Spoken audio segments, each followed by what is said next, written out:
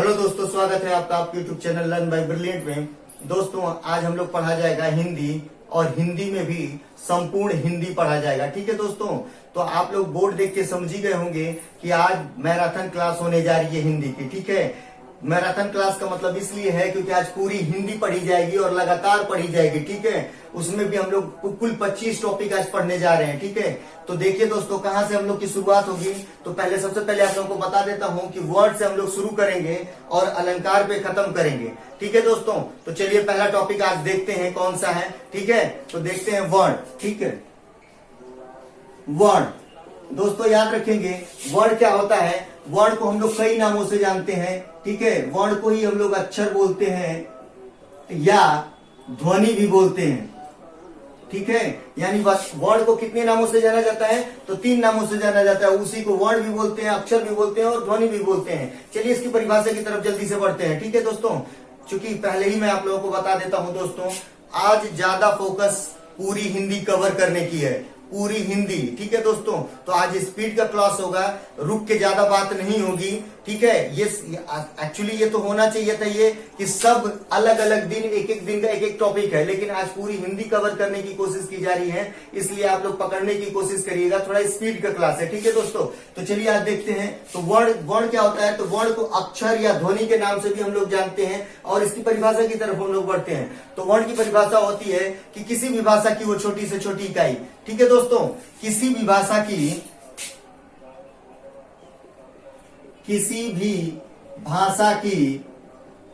वह छोटी से छोटी इकाई जिसके और अभाज्य टुकड़े न किए जाए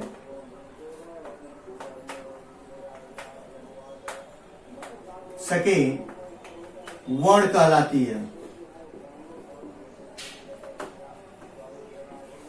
ठीक है दोस्तों, याद रखिएगा आप लोग कि वर्ण क्या है, किसी भी भाषा की, याद रखेंगे दोस्तों, किसी भी भाषा की वो छोटी से छोटी इकाई जिसके और अभाज्य टुकड़े न किए जा सके वर्ण कहलाती है। ठीक है, जैसे आप लोग हिंदी में जानते हैं, जैसे क से लेके ज्ञानी ग तक, क से लेके ज्ञानी ग तक, ये हिंदी वर्णमाला में हिंदी में वर्ण जो होते हैं वो क से लेके ज्ञानी ग तक होते हैं। ठीक है दोस्तों, ये याद रखेंगे। ये उसके अलावा भी आप लोग जानते हैं दोस्तों कि इसी तरह या किसी और भाषा में जब जाएंगे तो A to, अंग्रेजी में A to Z, ठीक है, A to Z भी क्या होता है कि वर्ण होता है। इससे छोटा रूप आप नहीं लिख सकते हैं, इसीलिए ये क्या कहलाता है, वर्ण कहलाता है। ठीक है, तो ये आप लोगों को आई थिंक समझ में आ गया होगा। अब आगे बढ़ते हैं हम लोग वर्णमाला की तरफ, दूसरा टॉपिक दोस्तों। ठीक है, जल्दी से शुरू करते हैं वर्णमाला। ठीक है, वर्णमाला किसे कहते हैं, तो याद रखेंगे वर्णमाला जो होता है, इसकी परिभाषा जो होती है कि वर्णों के सार्थक समूह को वर्णमाला कहते हैं। ठीक है, बस एक लाइन की परिभाषा याद रखिएगा दोस्तों, वर्णों के सार्थक समूह को वर्णमाला कहते हैं।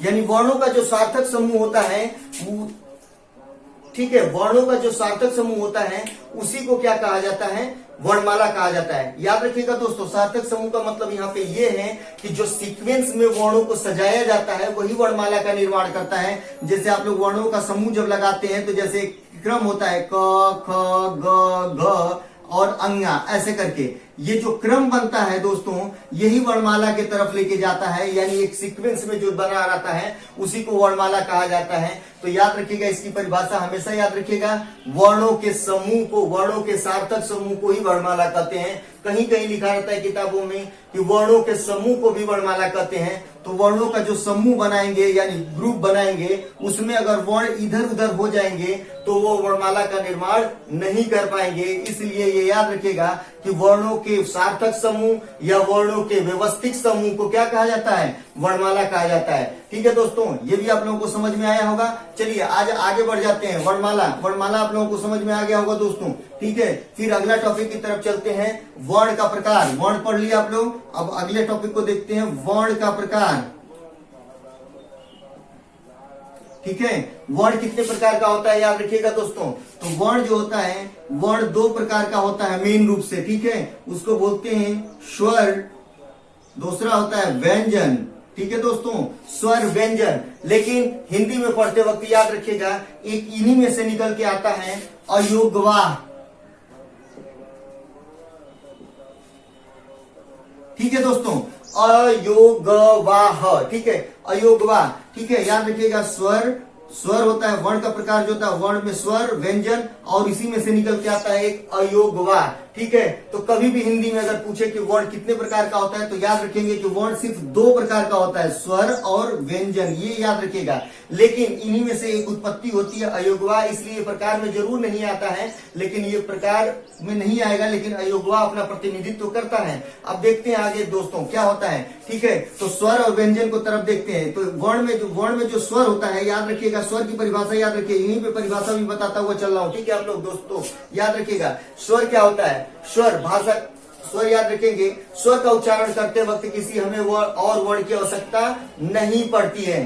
स्वर को बोलने के लिए हमें किसी और वर्ण की आवश्यकता नहीं पड़ती है। यानी ये कहने का मतलब ये हुआ कि स्वर जो होता है वो सेल्फ डिपेंड होता है। ठीक है, व्यंजन की तरफ बढ़ते हैं दोस्तों। व्यंजन क्या होता है, व्यंजन का उच्चारण करते वक्त हमें क्या होता है, स्वर की आवश्यकता पड़ती है। यानी बगैर स्वर के हम व्यंजन नहीं बोल सकते हैं। अयोग्यवाह क्या होता है, अब अयोग्यवाह उसे कहते हैं जो लिखते वक्त, याद रखिएगा दोस्तों, किसकी परिभाषा भी याद रखिएगा, अयोग्यवाह उसे कहते हैं जो लिखते वक्त स्वर होता है लेकिन बोलते वक्त क्या होता है, मतलब बोलना का मतलब उच्चारण, जो लिखते वक्त स्वर होता है लेकिन उच्चारण करते वक्त व्यंजन होता है, इसलिए वो न तो स्वर में उसकी काउंटिंग हो पाती है, न इसे व्यंजन में अपनी काउंटिंग करा पाता है, गिनती करा पाता है। इसीलिए इसको बोला जाता है अयोगवाह।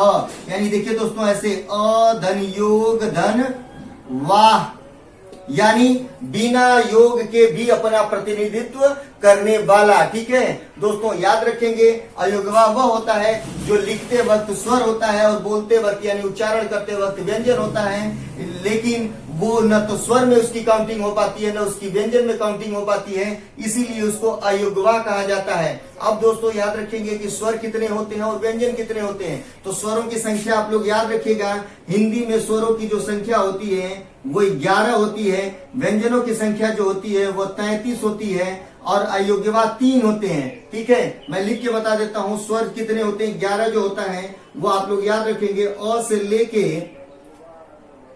औ तक, अ से लेके औ तक ये कुल 11 स्वर होते हैं, और व्यंजन जो होता है वो क से लेके हरवा ह तक। ठीक है, हल तक। ठीक है, हरवा ह का मतलब ह तक। ठीक है, क से लेके ह तक कुल 33 लेटर हो जाते हैं। ये व्यंजन जो होते हैं यहाँ तक होते हैं। ठीक है, और उसके बाद अयुग्मा जो होता है वो अंग होता है, ये होता है विसर्ग होता है, और आपका एक होता है चंद्रबिंदी होता है। इसका नाम है दोस्तों याद रखिएगा, इसको बोलते हैं अनुस्वार विसर्ग, और इसको चंद्रबिंदी को अनुनासिक बोलते हैं। ठीक है दोस्तों, इसीलिए याद रखिएगा दोस्तों, ये हमेशा याद रखिएगा कि ये जो लेटर, जो ये वर्ड है, अंग जो इसी में से निकल के स्वर में से ही अंग चला जाता है क्या, अयोग्यवाह में। अंग और अ ये दो स्वर में से ही निकल के अयोग्यवाह में चले जाते हैं, क्योंकि ये लेखन के समय क्या होते हैं, स्वर होते हैं, लेकिन जो बोला जाता है ये व्यंजन हो जाते हैं। न ये स्वर में काउंटिंग अपनी करा पाते हैं, न ये व्यंजन में अपनी काउंटिंग करा पाते हैं, इसीलिए इनको अयोग्यवाह यानी बिना योग के भी अपना प्रतिनिधित्व करने वाला। ठीक है, इसीलिए इसको अयोग्यवाह कहा जाता है। दोस्तों समझ में आया होगा। अगर आप लोगों को कुछ चीजें नहीं समझ में आ रही हो तो इसमें स्वर या व्यंजन आप लोग आगे भी बताऊंगा, उसमें ज्यादा समझ पाएंगे। पहले मिटा देता हूं दोस्तों। ठीक है,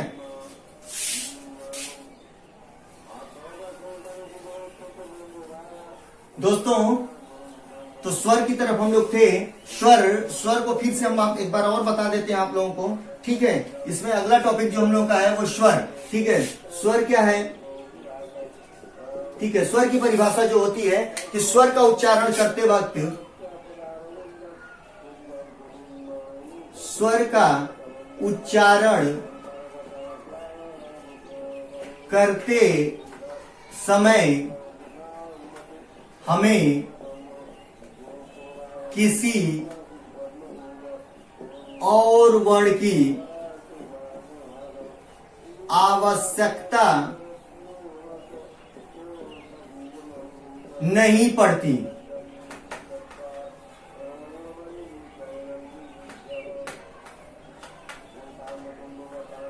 ठीक है दोस्तों, याद रखिएगा, स्वर की परिभाषा जो होती है कि स्वर का उच्चारण करते वक्त हमें किसी और वर्ड की आवश्यकता नहीं पड़ती। यानी स्वर क्या होता है, वो सेल्फ डिपेंड होता है, आत्मनिर्भर होता है, उसे किसी और अक्षर की आवश्यकता या किसी और वर्ड की आवश्यकता नहीं पड़ती। जैसे याद रखेंगे दोस्तों, जैसे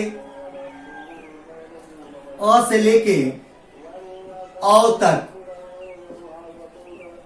याद रखिएगा दोस्तों, अ से लेके औ तक हिंदी में, याद रखेंगे, हिंदी की अलग अलग किताबों में स्वरों की संख्या अलग अलग मिलती है। जहां पे अगर 13 लिखा रहेगा, जैसे याद रखिएगा दोस्तों, जहां पे स्वर 13 लिखे रहेंगे वो अ से लेके अ तक बताएगा, ठीक है। वो अ से लेके अ तक बताएगा, ये याद रखिएगा। ये कभी भी याद रखिएगा कि अ से लेके जब 13 स्वर बताए जाएंगे तो अ से लेके अ तक बताया जाएगा। लेकिन जब भी 11 बताना होगा दोस्तों, जो एग्जैक्ट वाला है वो 11 स्वर जब बताए जाएंगे, स्वरों की संख्या जब 11 बताई जाएगी, वो अ से लेके अ तक होता है। अ से लेके अ तक जो स्वर होते हैं वो याद रखिएगा, अ, आ, छोटी ई, बड़ी ई, छोटा ऊ, बड़ा ऊ, री, ए, ओ और औ। ठीक है दोस्तों, ये याद रखिएगा, कुल 11 गो लेटर जो मैं लिखा हूं, वर्ण जो मैं लिखा हूं, यही असली स्वर होते हैं। क्योंकि अभी मैं पीछे, थोड़ा सा पीछे आप लोगों को बताया हूं कि अंग और अह क्या है, ये लिखते वक्त स्वर होते हैं, लेकिन बोलते वक्त क्या होते हैं, व्यंजन होते हैं। और ये न तो स्वर में अपनी काउंटिंग करा पाते हैं, न ये अपना व्यंजन में काउंटिंग करा पाते हैं। इसीलिए इनको क्या बोला जाता है, आप लोगों को बताया था, अयोग वाह। ठीक है दोस्तों, तो ये याद रखेंगे, ये अयोग वाह होता है। इसीलिए ये बहुत बार कंपटीशनों में पूछा गया है कि अंग क्या है या क्या है, लिख देता है और पूछ देता है। और इसी के साथ एक तो और भी आप लोग को हमेशा याद रखिएगा, चंद्रबिंदी जो होता है ये भी इसी में आता है, अयोग्यवा में ही आता है। बहुत बार टेट के एग्जामों में भी ये पूछा जा चुका है हिंदी में कि ये क्या है, यानी ये अनुनासिक जो है वो क्या है। तो अनुनासिक हमेशा याद रखिएगा अयोग्य वाह होता है। आप लोग देख लीजिएगा दोस्तों। इसके अलावा आप लोग ये समझने की कोशिश करिएगा कि स्वर जो होता है वो कुल 11 होते हैं, ये एकदम कंफर्म है। ठीक है, आगे बढ़ जाते हैं। अब स्वर के प्रकार, स्वर के प्रकार, ठीक है दोस्तों। तो स्वर का प्रकार जब आप लोग देखेंगे कि स्वर क्या प्रकार का होता है, तो स्वर 3 प्रकार का होता है। ठीक है दोस्तों, याद रखेंगे, हाश्व स्वर, दीर्घ स्वर और प्लूत स्वर। ठीक है दोस्तों, आधा प लपरबंद लू त, प्लूत स्वर। ठीक है, ये सब में स्वर लगा हुआ है, आप लोग याद रखिएगा। ठीक है दोस्तों, ठीक है, ह्रस्व स्वर, दीर्घ स्वर और प्लूत स्वर। इसको दूसरे भाषाओं में आप लोग जानिएगा, दूसरे शब्दों में क्या कहा जाता है, इसी को बोलते हैं या करके एक मात्रिक स्वर,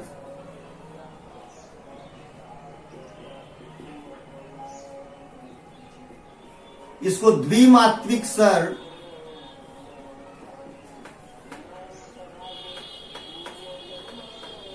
और ये त्रिमात्रिक स्वर।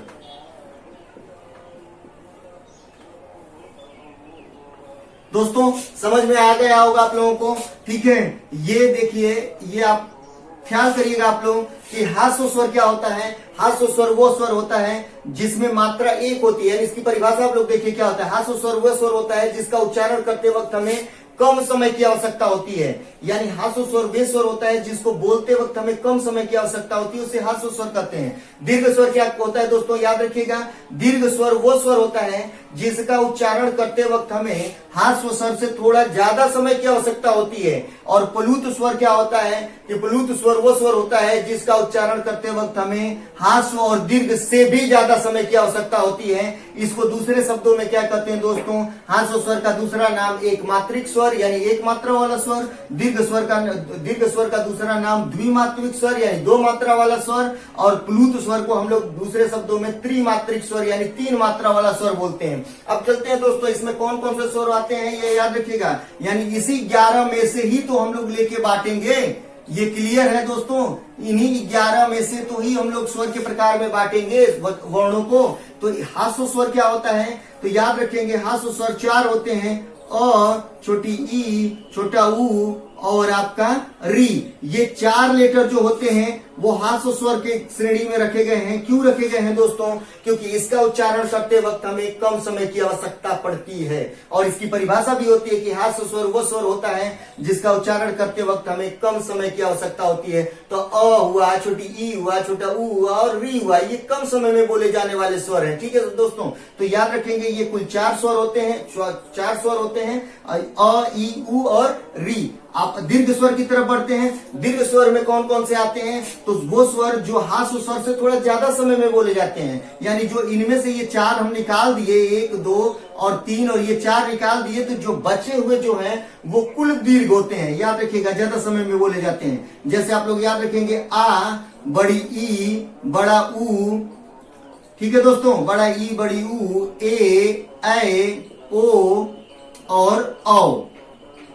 ये कुल 7 लेटर होते हैं। देखिए दोस्तों, 1, 2, 3, 4, 5, 6 और 7, ये 7 लेटर ऐसे होते हैं जो दीर्घ स्वर में रखे जाते हैं। क्योंकि जब भी जैसे अ हम लोग कम समय में बोले अ, लेकिन जब आ बोलना होता है तो हम लोग थोड़ा सा ज्यादा समय आ, जैसे ज्यादा समय लेके और बड़ा मुंह भी करना पड़ता है, तो उसको बोलते वक्त हम लोग ज्यादा समय लेते हैं। तो दीर्घ जो होता है इसका उल्टा भी आप लोग याद रखिएगा दोस्तों। ह्रस्व मीन्स होता है छोटा और दीर्घ मीन्स होता है बड़ा, यानी ये छोटे से बड़ा होगा। तो इसको भी याद रखेंगे दोस्तों, यानी याद रखिएगा, आ, ई, बड़ा आ, बड़ी ई, बड़ा ऊ, ए, ओ और औ, 7 ऐसे लेटर हैं जो दीर्घ स्वर की श्रेणी में रखे जाते हैं। अब प्लुत स्वर की ओर बढ़ते हैं दोस्तों, तो इसको आप लोग याद रखेंगे। ये प्लुत स्वर क्या होता है, तो प्लुत स्वर वो स्वर होता है जो किसी नाट्य शास्त्र में या किसी के पुकारने के संदर्भ में बोला जाता है। ठीक है, याद रखिएगा दोस्तों। त्रिमात्रिक स्वर वो स्वर होता है जो किसी ज्यादातर याद रखिएगा दोस्तों, जो कोई नाट्य शास्त्र में या किसी को पुकारने के संदर्भ में बोला जाता है। ठीक है, जैसे दोस्तों ये देखिएगा ओम लिखा हुआ है। ठीक है, नियम से तो ये ओम लिखा हुआ है, लेकिन ओम लिखा जाता है। जैसे आप लोग जब भी ओम का उच्चारण करते हैं तो वो कैसे करते हैं, जैसे ओम खींचते हैं, उसको खींच के बोला जाता है। आप लोग कॉमिक्स वगैरह पढ़े होंगे दोस्तों, कॉमिक्स वगैरह या टीवी वगैरह देखे होंगे, धारावाहिक वगैरह देखे होंगे। जब किसी को पुकारने के संदर्भ में या किसी को बुलाने के संदर्भ में जो चीज बोला जाता है वो प्लुत स्वर का ही प्रयोग करके बोला जाता है। जैसे पहले के राजा महाराजा जब दरबार में आते थे तो उसमें देखते थे आप लोग कि क्या बोला जाता था। एक दरबार ही होता था, दरबान होता था जो गेट पे खड़ा होता था और वो चिल्लाता था कि महाराजा धीराज, चक्रवर्ती सम्राट, राजाओं के राजा चंद्रगुप्त मौर्य पधार रहे हैं, ऐसे करके खींचता था, वो लंबा खींच के बोलता था। तो वही चीज है वो प्लुत स्वर होता है दोस्तों। ऐसे वर्ण जो खींच के लंबा खींच के जो बोला जाता है वही प्लुत होता है। इसका बहुत सारा उदाहरण आप लोग और भी देखे होंगे दोस्तों, मैं उसको अवलोकन करा रहा हूं, आप लोगों को दिखाने की कोशिश कर रहा हूं।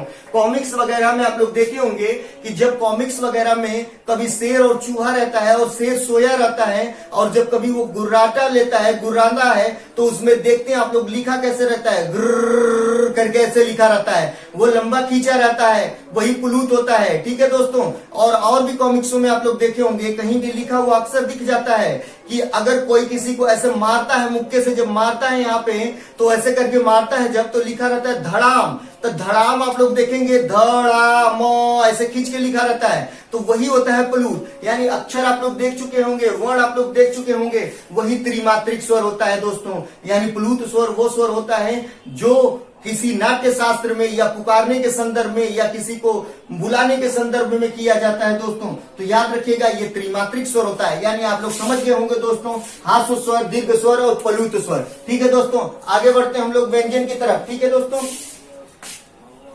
मिटा देता हूं इसको।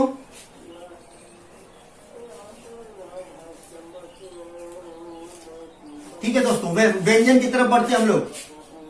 व्यंजन, ठीक है, व्यंजन की परिभाषा आप लोग जानिए कि व्यंजन का उच्चारण करते समय हमें स्वर की आवश्यकता पड़ती है। दोस्तों क्या समझ में आया कि व्यंजन का उच्चारण करते वक्त हमें स्वर की आवश्यकता डेफिनेटली पड़ती है, यानी बिना स्वर के हम लोग व्यंजन नहीं बोल सकते हैं, यानी व्यंजन को बोलते वक्त हमें स्वर की आवश्यकता पड़ती ही है। व्यंजन कितने होते हैं दोस्तों, तो याद रखेंगे कुल व्यंजनों की संख्या जो होती है, जैसे याद रखिएगा, जैसे क से लेके ह तक, हरवा ह तक, क से लेके हरवा ह तक यानी हल तक, याद रखेंगे दोस्तों ये कुल कितने व्यंजन होते हैं, यानी क से लेके ह तक कुल वर्णों की संख्या जो होती है वो 33 होती है। याद रखिएगा दोस्तों कुल 33 व्यंजन होते हैं। ठीक है, कहां से कहां तक तो लिख के बता दे रहा हूं, क ख ग घ और अंगा। ठीक है, उसी तरह च छ ज झ इया ट ठ ड ढ अड़ त थ द ध और न, फिर प फ ब भ और म। ठीक है दोस्तों, आप लोगों को क्या मैं बोला हूं कि म, फिर उसके बाद य र ल व बड़ा स, फिर मूर्धन्य स, छोटा स और ह। क्या बोला हूं दोस्तों कि आपका क से लेके हर व ह तक कुल वर्ण कितने होंगे, कुल व्यंजन कितने होंगे, 33। आप काउंटिंग करके भी देख सकते हैं कि हर वर्ग में, क वर्ग में 5 लेटर होते हैं, च वर्ग में 5 होते हैं, ट वर्ग, त वर्ग और प वर्ग, यहाँ कुल 5-5 लेटर होते हैं, यानी 5-5 की काउंटिंग आप करेंगे तो 5, 5, 10, 5, 15, 5, 20, 50, 25, 5, 30 और 3, 33। कुल लेटरों की संख्या हमको क्या मिली, यानी कुल व्यंजनों की संख्या हमको क्या मिली, 33। अभी क्या होता है दोस्तों, कुछ हिंदी के किताबों में व्यंजनों की संख्या 36 लिख देता है दोस्तों। अगर जहां भी 36 लिखा हुआ मिलेगा वो क से लेके ज्ञानी ग तक ही लिखेगा। याद रखिएगा दोस्तों, क से लेके ज्ञानी ग तक अगर कहीं लिखा हुआ मिलता है तो वो कुल 36 लेटर होते हैं, यानी 36 व्यंजन होते हैं, ये याद रखिएगा। लेकिन ये करेक्ट नहीं है दोस्तों। क्यों नहीं करेक्ट है, क्योंकि नॉर्मल व्यंजन कितने होते हैं, तो वो 33 होते हैं, इसको याद रखिएगा। आखिर इसमें से बच गया जो है वो आप लोगों को कहीं भी दिखता है, जैसे यहाँ पे जो आप लोगों का बचा हुआ जो है छ, त्र और ज्ञानी ग, ये 3 लेटर जो बच गए हैं, इसको याद रखिएगा। ये क्या होते हैं, तो ये नॉर्मल व्यंजन नहीं होते हैं दोस्तों, ये संयुक्त व्यंजन होते हैं। ठीक है, संयुक्त व्यंजन होते हैं। हाँ दोस्तों, आप लोग बिल्कुल सही सुना, ये नॉर्मल व्यंजन नहीं होता है, ये संयुक्त व्यंजन होता है, यानी 2-2 व्यंजनों से बना हुआ मिलके होता है। ठीक है दोस्तों, आइए देखते हैं कैसे होता है। तो आप लोग इसको हमेशा याद रखिएगा, ये संयुक्त व्यंजन होता है और ये किससे किससे मिलके बना होता है, तो आप देख लीजिए कैसे बना होता है। यानी छतरी को आप लोग देखिए, संयुक्त व्यंजन जो आप लोग देख रहे हैं, संयुक्त व्यंजन जो आप लोग देख रहे हैं, इसमें आप लोग देखिए दोस्तों, तो ये छतरी छ जैसे है, ये किससे किससे मिलके बना हुआ है, तो आप याद रखिएगा क धन मूर्धन्य स से।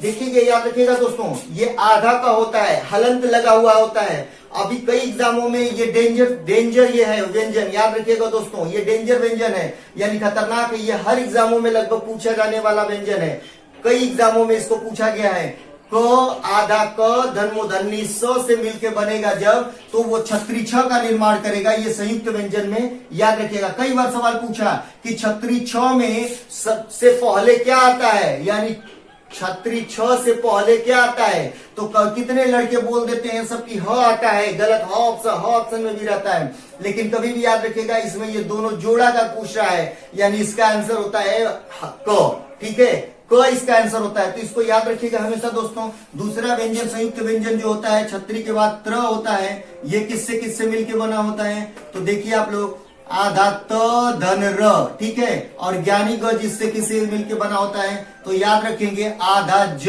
धन इया, आधा ज धन इया से। ठीक है दोस्तों, याद रखेंगे, यानी ये तीनों आपको क्या मिले, ये तीनों देख रहे हैं आप लोग दोस्तों, डबल डबल व्यंजनों से मिलके, यानी संयुक्त रूप से संयुक्त व्यंजनों से मिलकर बने हैं। ठीक है दोस्तों, तो हमेशा याद रखिएगा ये इसी तरह मिले हुए रहते हैं। अभी नया संयुक्त व्यंजन भी एक आ गया है। ठीक है, नया संयुक्त व्यंजन, इसको भी याद रखिएगा। नया संयुक्त व्यंजन जो होता है, नया संयुक्त व्यंजन जो होता है वो श्रीमान वाला स्र होता है, श्रीमान वाला स्र। ठीक है, श्रीमान वाला स्र जो होता है ये किससे मिलकर बना होता है, तो इसको भी आप लोग देख लीजिए। अभी इसको ये जो बना होता है वो आधा बड़का स धन र से मिलकर बना होता है, इसको भी याद रखिएगा। ये कई बार एग्जामों में पूछा हुआ है, तो ये आप लोगों का समझ में आ गया होगा दोस्तों। ठीक है, व्यंजन भी यहाँ पे आप लोगों का खत्म हुआ। ठीक है दोस्तों, अभी अब व्यंजन के प्रकार की तरफ हम लोग बढ़ जाते हैं दोस्तों। मिटा देता हूं इसको।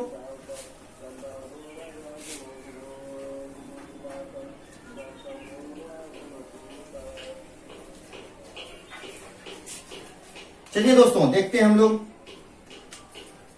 व्यंजन के प्रकार।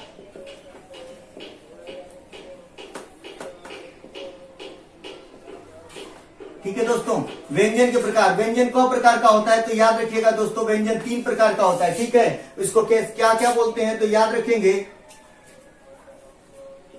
स्पर्श व्यंजन, अंतस्थ व्यंजन और ऊष्म व्यंजन। हाँ दोस्तों, ठीक है, 3 को व्यंजन होता है, याद रखेंगे, स्पर्श व्यंजन, अंतस्थ व्यंजन और ऊष्म व्यंजन। बस इसमें ज्यादा कुछ करने की जरूरत नहीं है, बस डिवाइड कर देना है कि कुल 33 जो व्यंजन थे, 33 व्यंजनों में इसको बांट दीजिए, जैसे स्वर में बांटा गया था कि कौन सा स्पर्श व्यंजन होता है, कौन सा अंतस्थ व्यंजन होता है और कौन सा ऊष्म व्यंजन होता है। तो चलिए देख लेते हैं स्पर्श व्यंजन कुल कितने होते हैं, तो स्पर्श व्यंजन कुल 25 होते हैं, क से लेके मछली म तक। ठीक है, यानी कुल व्यंजनों की संख्या 25 होती है। अंतस्थ व्यंजन जो होता है वो य, र, ल और व, इसकी संख्या 4 होती है। याद रखिएगा दोस्तों, स्पर्श व्यंजन जो होता है वो क से लेके म तक होता है, उसकी संख्या 25 होती है। य, र, ल, व जो होता है वो 4 होता है, ये अंतस्थ व्यंजन होता है। और ऊष्म व्यंजन होता है जो रगड़ से उत्पन्न होता है, याद रखेंगे, वो भी 4 होता है, बड़ा स, मूर्धन्य स, छोटा स और ह। इसकी भी संख्या क्या होती है, 4 होती है। अभी मैं पीछे अभी बताया हूं आप लोगों को कि व्यंजन कुल कितने होते हैं, 33 होते हैं दोस्तों। याद रखेंगे, व्यंजन कुल कितने होते हैं, 33 होते हैं। कभी काउंटिंग करके देखिए कि सही है कि गलत है, तो देखिए काउंटिंग करिए, 25 4 29 4 33, यानी बिल्कुल सही है। आखिर जो भी प्रकार में ही तो डिवाइड होगा, इसीलिए छतरी, त्र और अज्ञानी ग ये नॉर्मल व्यंजन नहीं होते हैं, ये संयुक्त व्यंजन की श्रेणी में रखे जाते हैं। तो दोस्तों ये याद रखिएगा, ये आपका कंप्लीट हुआ व्यंजन। अब आगे का अगला का टॉपिक आप लोग देखिएगा। अगला टॉपिक आप लोगों का है शब्द। ठीक है, शब्द किसे कहते हैं, ठीक है, शब्द किसे कहते हैं, याद रखिएगा, वर्णों के, याद रखेंगे, वर्णों के सार्थक समूह को शब्द कहते हैं। ठीक है दोस्तों, वर्णों के सार्थक समूह को, यानी वर्णों का एक समूह बनाइए और उसका अर्थ देने लगे। जैसे आप लोग, जैसे देखिए दोस्तों, जैसे क धन ल धन म। ठीक है दोस्तों, इनका ग्रुप अगर बनाएंगे, 3 वर्ण का अगर ग्रुप बनाए तो क्या बना, क ल म, कलम। कलम जो ये ग्रुप बनाते हैं, जो कलम लिखते हैं, तो सबके दिमाग में एक अर्थ देने लगता है कि आपके हाथ में, मेरे हाथ में, किसी के हाथ में लिखने वाली जो चीज होती है उसी को क्या कहते हैं, कलम कहते हैं, यानी उसका अर्थ भी दे रहा है। तो यही चीज होता है दोस्तों कि शब्द वो होता है जो सार्थक हो, यानी कहीं न कहीं अर्थ देता हो, उसी को सार्थक शब्द, उसी को शब्द कहा जाता है। याद रखेंगे दोस्तों, शब्द के प्रकार भी होते हैं। शब्द कितने प्रकार का होता है? तो शब्द 2 प्रकार का होता है। जो चूंकि आप लोग सार्थक पकड़ लिए हैं तो इसीलिए इसको आगे बता दे रहा हूं। यहीं पे आगे अगला टॉपिक भी है कि सार्थक शब्द क्या होता है, यहीं पे बता दे रहा हूं। तो शब्द 2 प्रकार का होता है, एक होता है सार्थक, एक होता है निरर्थक। ठीक है दोस्तों, सार्थक और निरर्थक याद रखेंगे। सार्थक शब्द क्या होता है? सार्थक शब्द वे शब्द होते हैं जिनका कोई अर्थ निकलता हो, यानी जो मीनिंग देता हो। जैसे आपका हुआ कलम, कलम हुआ, आपका कमल, कमल हुआ, ठीक है, और आपका नयन, नयन हुआ। ये क्या है? ये सारे मीनिंग दे रहे हैं, यानी ये क्या है? ये सारे सार्थक शब्द हैं। ठीक है। निरर्थक शब्द क्या होता है? कि निरर्थक शब्द वो शब्द होता है जिसका कोई अर्थ न निकलता हो। जैसे निरर्थक शब्द भी शब्द ही होते हैं लेकिन उनका कोई अर्थ न निकलता हो, वो निरर्थक की श्रेणी में होते हैं। जैसे आपका कलम को ही आप उलट के लिख दें तो ल क अम, लकम, 3 अक्षर को अगर अल्टरनेट करके लिख दें तो आपका क्या हुआ? लकम हुआ। लकम जरूर एक शब्द है लेकिन इसका मीनिंग नहीं पता चलेगा कि ये क्या चीज है, यानी निरर्थकता की श्रेणी में चला जाएगा। उसी तरह आपका मकल, मकल, इसको भी हम उलट के अल्टरनेट कलम, कमल को अगर अल्टरनेट करें तो भी मकल बनता है। और उसी तरह नयन को भी हम लोग अल्टरनेट करें यनन, अगर इसको भी अल्टरनेट कर दें नयन को भी, तो ये भी क्या होता है कि जरूर एक शब्द का निर्माण करता है लेकिन निरर्थक शब्द का निर्माण करता है और उसका कोई मीनिंग नहीं निकल पाता है। इसीलिए याद रखेंगे कि सार्थक शब्द वो शब्द होते हैं जिनका कोई अर्थ निकलता हो, निरर्थक शब्द वे शब्द होते हैं जिनका अर्थ कोई नहीं निकलता हो। यानी 2 टॉपिक आप लोग का ये भी कंप्लीट हुआ, सार्थक और निरर्थक। ठीक है, आगे बढ़ जाते हैं दोस्तों। थोड़ा मिटा देता हूं, फिर आज पूरा क्लास कंप्लीट किया जाएगा दोस्तों, घबराने की जरूरत नहीं है, बहुत मजा आने वाला है। अभी बहुत सारे टॉपिक, अभी इंपॉर्टेंट टॉपिक बचे हुए हैं। ठीक है दोस्तों, तो कोई जल्दी नहीं है हम लोगों को और पढ़ के खत्म किया जाएगा। आज के बाद हिंदी पढ़ने की आपको जरूरत नहीं पड़ेगी। ठीक है दोस्तों, आज के बाद मैं डंके की चोट पे कह सकता हूं कि आज के बाद आप कभी भी हिंदी नहीं पढ़ेंगे। और 1 बार वीडियो देखिए, 2 बार वीडियो देखिए, 3-4 बार वीडियो देखिए और ज्यादा से ज्यादा दोस्तों में शेयर करिए कि ज्यादा से ज्यादा उनका लाभ हो सके। ठीक है दोस्तों, तो चलिए शुरू करते हैं हम लोग विकारी शब्द। ठीक है, विकारी,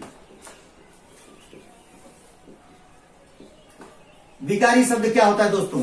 याद रखिएगा, अगला टॉपिक आप लोगों का था विकारी। ठीक है, विकारी शब्द क्या होता है? तो विकारी शब्द वे शब्द होते हैं, याद रखिएगा, विकारी शब्द वे शब्द होते हैं, वे शब्द होते हैं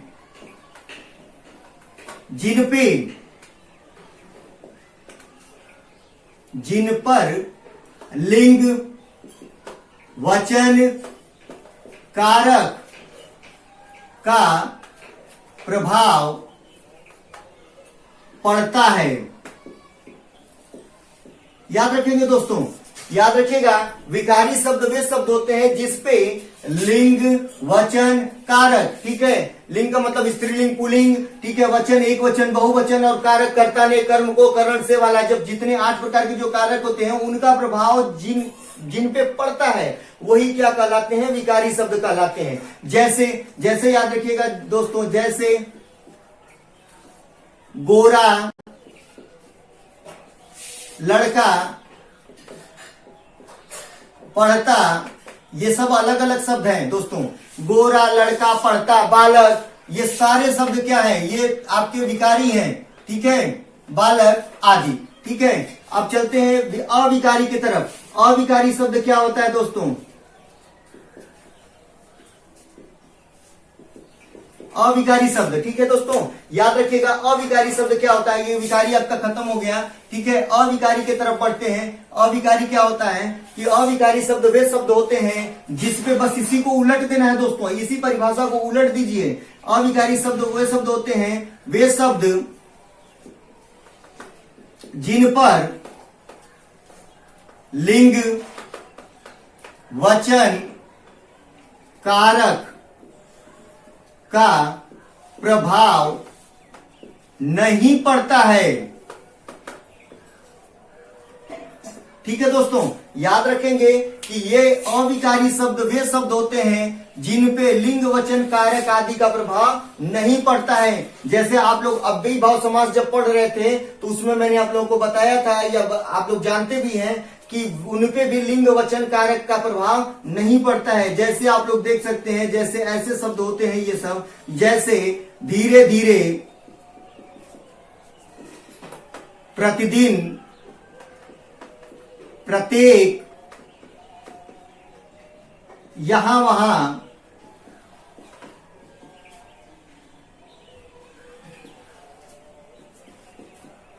वहां, लेकिन, किंतु परंतु,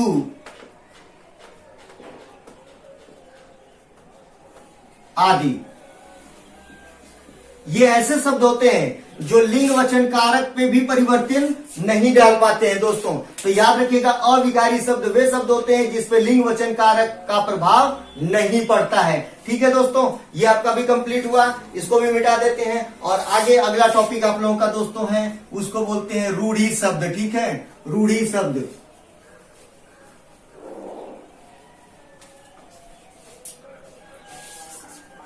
चलिए दोस्तों, तो देखते हैं रूढ़ी शब्द की तरफ। ठीक है, तो रूढ़ी शब्द को देखिए दोस्तों, रूढ़ी शब्द,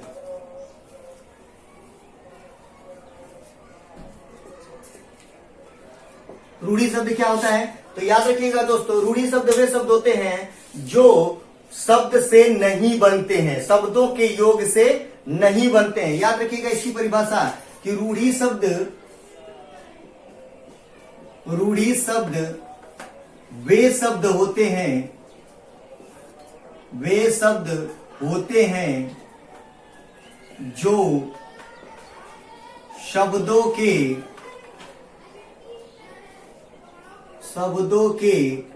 योग से नहीं बनते। हो गई परिभाषा दोस्तों। ठीक है, याद रखिएगा, रूढ़ी शब्द वे शब्द होता है जो शब्दों के योग से नहीं बनता है। तो पहली बात तो दोस्तों, हमको इसकी परिभाषा समझने से पहले हम लोग याद रखेंगे कि शब्द आखिर ये लिख रहा है ना कि रूढ़ी शब्द वे शब्द हो रहा है, वे शब्द होता है जो शब्दों के योग से नहीं बनता है। तो पहले तो हम लोग ये देख ले दोस्तों कि शब्द कौ प्रकार से बनता है। तो शब्दों का निर्माण जो होता है ये कितने प्रकार से होता है? तो शब्दों का निर्माण जो होता है वो दो प्रकार से होता है। एक क्या होता है कि अक्षरों के योग से, और दूसरा क्या होता है? शब्दों के योग से। शब्द तो वही तरह से ना बन सकता है दोस्तों, आप चेक करके देखिएगा शब्द कितने प्रकार से बनते हैं। तो शब्द दो प्रकार से बनते हैं, एक या तो अक्षरों के योग से बना लीजिए, आइए एक तो शब्दों के योग से बना लीजिए। देख लेते हैं कैसे। जैसे आप अक्षरों के योग से जब बनाए थे तो क, धन, ल, धन, म, कलम बनाए थे। अब उसी तरह अगर आप शब्दों के योग से जैसे बनाइएगा तो आप देखिए शब्दों के योग से कोई शब्द लेके देखिए, जैसे विश्व एक शब्द है और विद्यालय एक शब्द है, दोनों को जोड़ देंगे तो क्या बन जाएगा? विश्वविद्यालय। यानी शब्द टू शब्द भी बन के बन रहा है एक शब्द। ठीक है दोस्तों, तो याद रखेंगे छात्रावास हुआ, विश्वविद्यालय हुआ, प्रेम रोग हुआ, ठीक है दोस्तों, प्रेम सागर हुआ, ये सब क्या है? शब्दों और शब्दों से मिलकर बने जाते हैं शब्द। ठीक है, और अक्षरों से बनने वाले तो दुनिया के सारे जो अक्षर मिला के शब्द बनाएंगे वो अक्षरों के योग से बनेगा।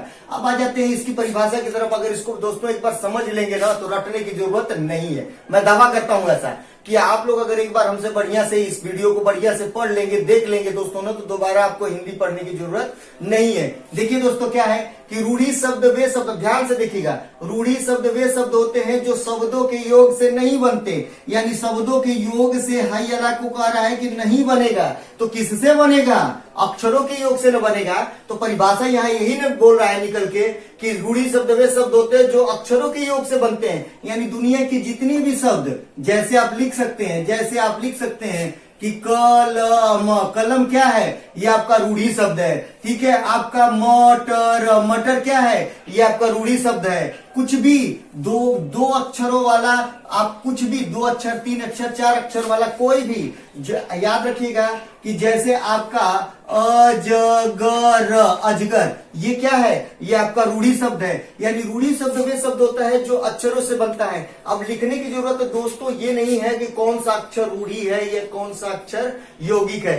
कि आपको समझने की दरकार है कि रूढ़ी शब्द वे शब्द होते हैं जो अक्षरों के योग से बनते हैं। बस यही ख्याल रखिएगा कि दुनिया के जितने भी शब्द जो अक्षरों के योग से बने हैं कुल रूढ़ी होते हैं। ठीक है दोस्तों, चलिए आ जाते हैं अगले तरफ बढ़ते हैं। रूढ़ी हो गया, अब यौगिक की तरफ बढ़ते हैं कि यौगिक शब्द क्या होता है। यौगिक शब्द,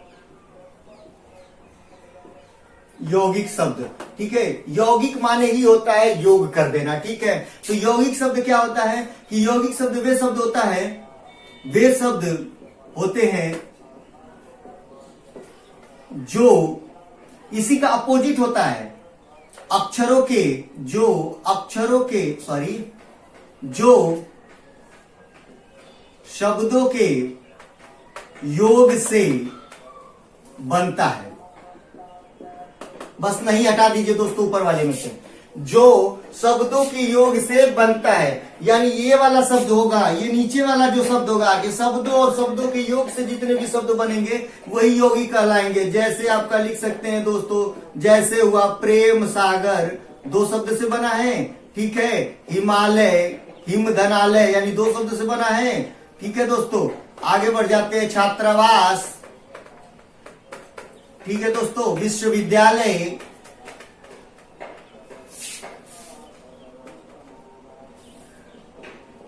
ये सब क्या है, ये कुल शब्दों और शब्दों से मिलकर बना है दोस्तों। यानी क्या हुआ, अब परिभाषा फिर समझ में आई आप लोगों को दोस्तों कि रूढ़ी शब्द वे शब्द होते हैं जो शब्दों के योग से नहीं बनते, यानी अक्षरों के योग से बनना चाहिए। और यौगिक शब्द क्या होता है कि यौगिक शब्द वे शब्द होते हैं जो शब्दों के योग से बनता है। यानी शब्द और शब्द मिला दीजिए, अगर दुनिया के जितने भी शब्द और शब्द से बने हैं वो कुल क्या कहलाएंगे, यौगिक शब्द कहलाएंगे। अब छांटना आसान हो गया दोस्तों, परिभाषा नहीं भी जानते हैं तो भी जान जाएंगे कि शब्द शब्द मिलाएंगे तो यौगिक हो जाएगा। और रूढ़ी क्या होगा कि जो शब्दों के योग से, बस खाली ख्याल करना है कि वो शब्दों के योग से तो नहीं बना है। अगर शब्दों के योग से नहीं बना है तो वो रूढ़ी होगा ही। ठीक है, ये भी याद रखिएगा। अब अगला टॉपिक आप लोगों का दोस्तों है योग रूढ़ी। योग रूढ़ी को भी देखिए, एक छोटा सा टॉपिक है ये भी, ये योग रूढ़ी। योग रूढ़ी क्या होता है दोस्तों, योग रूढ़ी शब्द किसी का कौन सा शब्द होता है, तो योग रूढ़ी शब्द वे शब्द होता है, याद रखिएगा, इसका लिखेंगे नहीं परिभाषा, याद रखिएगा।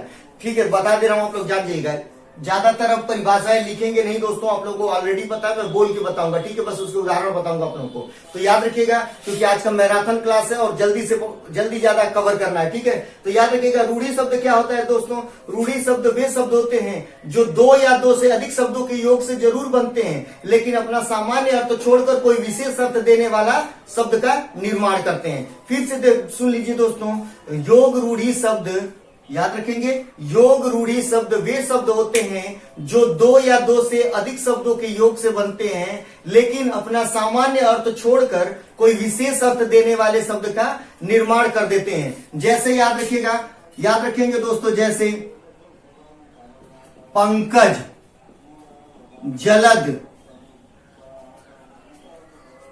ठीक है दोस्तों, इन दोनों उदाहरणों पे समझ लीजिए। पंकज को आप देखिए कि ये दो या दो से अधिक शब्दों के योग से बना है। इसमें एक शब्द है पंक और एक शब्द है ज।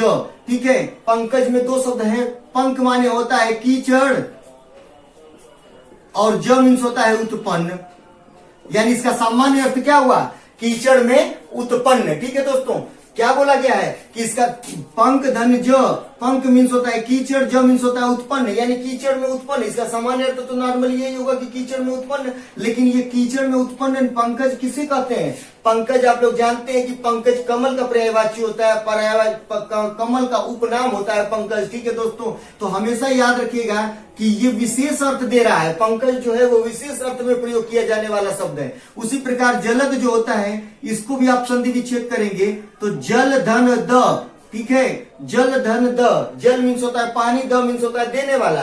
तो आप, मुझे भी अभी पानी की दरकार होगी, एक गिलास पानी की दरकार होगी, अगर आप पानी हमको दे दिए तो कल से हम आपको जलद कहने लगेंगे? नहीं, सामान्यतः तो वही नाम होना चाहिए। लेकिन क्या होता है कि जलद जो होता है वो नेचुरल वे में, बादल जो होता है वो नेचुरल प्रक्रिया से आपको पानी देता है, यानी जलद जो है वो बादल का पर्यायवाची है, विशेष अर्थ में प्रयोग किया जाने वाला है। यानी याद रखेंगे कि योग रूढ़ी शब्द क्या होता है कि योग रूढ़ी शब्द वे शब्द होते हैं, ठीक है, वे शब्द होते हैं जो दो या दो से अधिक शब्दों के योग से तो जरूर बनते हैं, लेकिन अपना सामान्य अर्थवा छोड़कर विशेष अर्थ देने वाले शब्द का निर्माण कर देते हैं। यानी पंकज का सामान्य अर्थ कीचड़ में उत्पन्न होगा, लेकिन अपना सामान्य अर्थ छोड़कर विशेष अर्थ में कमल को पंकज कहा जाता है दोस्तों। ठीक है दोस्तों, समझ में आया। इसी तरह आप लोग याद रखिएगा कि योग रूढ़ी में जैसे त्रिनेत्र हुआ, लंबोदर हुआ, ये सब सामान्य अर्थ कुल छोड़ देगा, बहुब्रीहि समास में कुल छोड़ेगा और विशेष अर्थ में आप किसी और को कुछ कहेंगे। तो याद रखेंगे दोस्तों, यानी आपका योग रूढ़ी शब्द वे शब्द होते हैं जो क्या याद रखेंगे, जो दो या दो से अधिक शब्दों के योग से जरूर बनेगा, लेकिन अपना सामान्य अर्थ छोड़कर कोई विशेष अर्थ देने लगेगा। ठीक है दोस्तों, अब इसको मिटा देता हूं और अगले टॉपिक की तरफ बढ़ते हैं हम लोग दोस्तों। दोस्तों वीडियो कैसा लगा होगा कमेंट में जरूर बताएंगे आप लोग, और ढेर सारे लोगों में शेयर करेंगे दोस्तों। और चैनल पे अगर नए होंगे तो बिल्कुल सब्सक्राइब करना नहीं भूलिएगा दोस्तों। आप लोग लाइक, कमेंट और शेयर जब करते हैं दोस्तों तो हम लोगों को उत्साह मिलता है, और उत्साह जब मिलता है तो हम लोग ढेर अच्छे अच्छे वीडियो बना के आप लोगों का हेल्प करने की कोशिश करते हैं दोस्तों। तो आप लोग बिल्कुल सहयोग करें, चैनल के साथ बने रहें, और चैनल पे अगर बिल्कुल नए हैं तो सब्सक्राइब करना जरूर करें, सब्सक्राइब जरूर करें और बेल आइकन को दबा लें, जिससे हमारे ढेर सारे वीडियो आप तक नोटिफिकेशन के माध्यम से पहुंचते रहे और आपकी हेल्प होती रहे। ठीक है दोस्तों, चलिए आइए देखते हैं तत्सम की तरफ। अगला टॉपिक है तत्सम। ठीक है, तत्सम। तत्सम क्या होता है दोस्तों, याद रखिएगा। तत्सम शब्द क्या होते हैं, तो याद रखेंगे तत्सम शब्द वे शब्द होते हैं जो मूल रूप से संस्कृत के होते हैं और ज्यों के त्यों क्या होते हैं, संस्कृत में प्रयोग किए जाते हैं। याद रखिएगा, तत्सम शब्द वे शब्द होते हैं, वे शब्द होते हैं तत्सम शब्द मूल रूप से, रुकिए दोस्तों ठीक से लिख दे रहा हूं। तत्सम शब्द वे शब्द होते हैं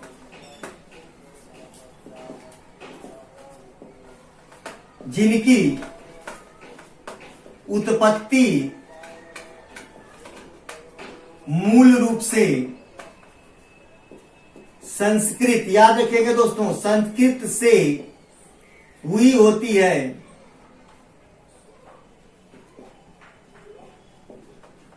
और ज्यों के त्यों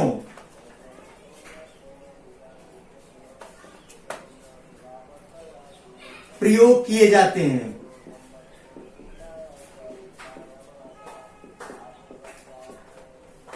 देखिए दोस्तों, हो गया परिभाषा। तत्सम शब्द वे शब्द होते हैं जिनकी उत्पत्ति जो होती है वो मूल रूप से संस्कृत में हुई होती है, और संस्कृत में ही उसको प्रयोग किया जाता है, यानी ज्यों कहते हैं उसका प्रयोग किया जाता है। जैसे आप लोग देख लीजिए दोस्तों, जैसे पुष्प, सूर्य, रात्रि, चांद, आम्र आदि। ठीक है दोस्तों, अब चलिए तो तद्भव की तरफ बढ़ते हैं। तद्भव देखिए, तद्भव शब्द क्या होता है। ठीक है दोस्तों, तद्भव क्या होता है कि तद्भव शब्द वे शब्द होते हैं, वे शब्द होते हैं जिनकी उत्पत्ति संस्कृत से हुई होती है, परंतु हिंदी में उनका रूप परिवर्तित हो जाता है।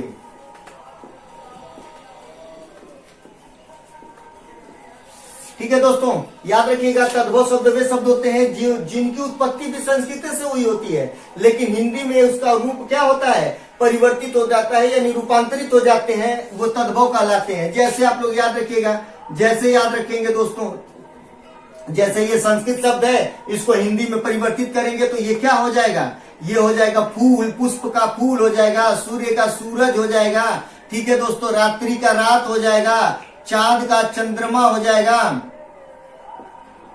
और आम्र का आम हो जाएगा। ठीक है दोस्तों, ये इसी तरह इसमें हस्त भी हो जाता है। ठीक है दोस्तों, यहाँ पे हाथ हो जाता, ठीक है दोस्तों, तो ये क्या है, जो रूप जिसका परिवर्तित हो जाए हिंदी में वही क्या कहलाता है, तद्भव कहलाता है। इसको याद रखिएगा दोस्तों। एक ट्रिक मैं आप लोगों को बता देता हूं कि तत्सम शब्द वे शब्द होते हैं जिनकी उत्पत्ति संस्कृत में हुई होती है, मूल रूप से वो संस्कृत के होते हैं और जो कहते हैं प्रयोग किए जाते हैं, तो यानी संस्कृत के ही वो शब्द न हुए, यानी तत्सम मीन संस्कृत, याद रखेंगे, तत्सम मीन संस्कृत, जैसे आप लोग पकड़ लें, ठीक है, तो तत्सम मीन संस्कृत, तो हमेशा याद रखिएगा इसको, ठीक है। अब आगे बढ़ते हैं देशज की तरफ, ठीक है। देशज क्या होता है, देशज, ठीक है। देशज शब्द क्या होता है, इसकी परिभाषा याद रखिएगा दोस्तों, लिखूंगा नहीं, फिर बोल रहा हूं, लिखूंगा नहीं, आप लोग समझिएगा। देशज शब्द वे शब्द होते हैं जो किसी क्षेत्र विशेष में प्रचलित होते हैं, लेकिन हमें यह ज्ञान नहीं हो पाता वो किस भाषा से लिए गए हैं। याद रखेंगे दोस्तों, फिर से आराम से बोल रहा हूं कि देशज शब्द वे शब्द होते हैं जो किसी क्षेत्र विशेष में प्रचलित होते हैं, लेकिन हमें यह ज्ञान नहीं हो पाता कि वो किस भाषा से लिए गए हैं। यानी आज तक हमें यह ज्ञान नहीं हो पाया कौन से भाषा के शब्द हैं, ठीक है दोस्तों, लेकिन कोनो एरिया में जरूर बोले जाते हैं। जैसे आप लोग देख लीजिए दोस्तों, जैसे क्या होगा, जैसे होगा तेंदुआ, तेंदुआ, खिड़की, लोटा, पगड़ी, चिड़चिड़ाना, इतिराना, ये कुल क्या है शब्द, ये सारे शब्द क्या है दोस्तों, ये देशज शब्द है। देशज शब्द फिर बता दे रहा हूं, देशज शब्द वे शब्द होते हैं जो किसी एरिया में बोले जाते हैं, यानी क्षेत्र विशेष में प्रचलन में रहते हैं, लेकिन हमें यह ज्ञान नहीं हो पाता कि ये किस भाषा के लिए गए हैं, ठीक है दोस्तों, किस भाषा से लिए गए हैं। जैसे आप लोग पगड़ी शब्द है, यहाँ उत्तर भारत में चले आएंगे तो एक गमछा मुंह पोछने वाले को ही पगड़ी कहते हैं, और हरियाणा में चले जाएंगे तो 10-10 किलो, 55 किलो, 3-3 किलो, 1 किलो की पगड़ी, बड़ी बड़ी पगड़ियां होती है, ठीक है दोस्तों। हरियाणा राजस्थान में पगड़ियों का रूप अलग होता है, तो क्या वो एक एरिया में अलग पगड़ी हुई, इस एरिया में अलग पगड़ी हुई, कहीं न कहीं क्षेत्र विशेष में इनका प्रचलन होता है। तो ये दोस्तों याद रखिएगा, ये बहुत ज्यादा प्रचलन में भी होते हैं। लोटा जो एक बर्तन का पात्र होता है, इसको आप कभी भी बंबई वगैरह में जाके आप दक्षिण भारत में लोटा मांगिएगा, कोई नहीं समझ पाएगा, लेकिन उत्तर भारत में लोटा समझ जाएंगे लोग। तो ये किसी न किसी क्षेत्र विशेष में प्रचलन में है, लेकिन ये ज्ञान नहीं हो पाता है कि कौन से भाषा का ये शब्द है, ठीक है दोस्तों। आगे बढ़ जाते हैं विदेशज की तरफ, ठीक है दोस्तों, मिटा देता हूं इसको।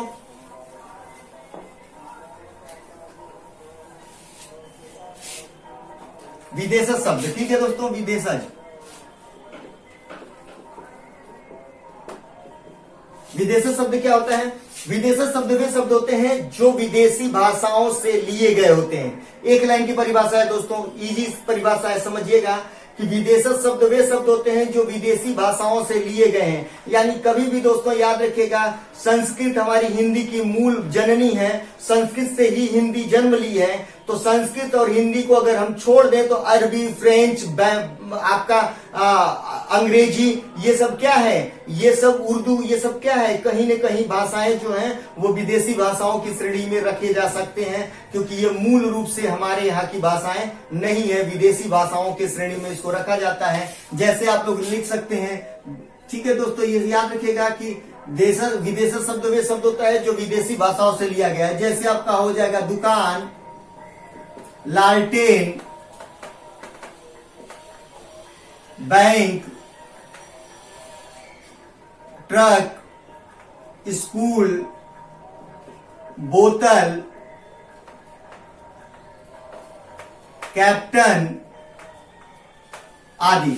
ठीक है दोस्तों, ये देखिए दोस्तों, आप लोग देख रहे हैं कि ये भी सारी विदेशी भाषाएं हैं। ठीक है दोस्तों, ये सारे विदेशी भाषाएं हैं और विदेशी शब्द विदेशी भाषाओं से ही लिया गया है। ठीक है दोस्तों, ठीक है, आपको समझ में आ गया होगा। अब चलते हैं हम लोग संज्ञा की तरफ। संज्ञा बचपन से पढ़ते आ रहे हैं दोस्तों, इसको भी लिखूंगा नहीं, खाली परिभाषा बोलूंगा। संज्ञा किसे कहते हैं तो याद रखेंगे, किसी व्यक्ति, वस्तु, स्थान अथवा भाव के नाम को क्या कहते हैं, संज्ञा कहते हैं। ठीक है दोस्तों, किसी व्यक्ति, वस्तु, स्थान अथवा भाव के नाम को संज्ञा कहते हैं। ठीक है, जैसे आप लोग देख लीजिए दोस्तों, जैसे क्या होगा, जैसे आप किसी भी व्यक्ति का नाम ले लीजिए, मोहन, रोहन, सोहन, मीता, गीता, नीता, सीता, किसी का नाम लिखेंगे वो क्या कहलाएगा? संज्ञा होगा। वस्तु में आप लोग किसी वस्तु का नाम ले लेंगे, बल्ब, पंखा, टेबल, कुर्सी, ठीक है, फूल, ये किसी चीज का नाम ले लेंगे, वो आप लोग का क्या हो जाएगा? वो भी संज्ञा कहलाएगा। ठीक है, आगे बढ़ जाते हैं। किसी व्यक्ति, वस्तु, स्थान, आप पाटलिपुत्र से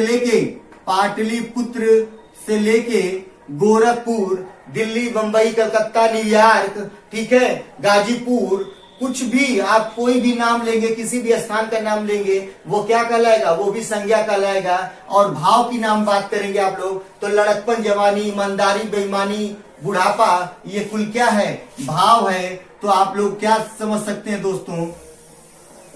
ये कुल क्या है? ये कुल आपके क्या है? संज्ञा है। ठीक है दोस्तों, अब आ जाते हैं संज्ञा, आप लोग समझ गए होंगे। ठीक है, आगे बढ़ जाते हैं। संज्ञा के प्रकार सब जानते हैं दोस्तों। संज्ञा 3 प्रकार की होती है, अलग अलग किताबों में अलग अलग लिखा रहता है, मत ध्यान दीजिए। 3 प्रकार का होता है, याद रखिएगा। व्यक्तिवाचक संज्ञा, जातिवाचक संज्ञा, भाववाचक संज्ञा। ठीक है दोस्तों, याद रखेंगे।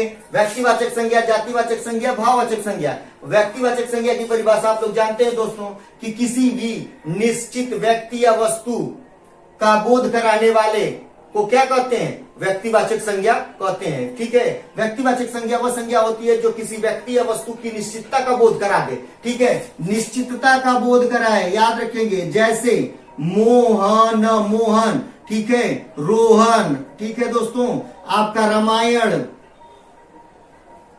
महात्मा गांधी,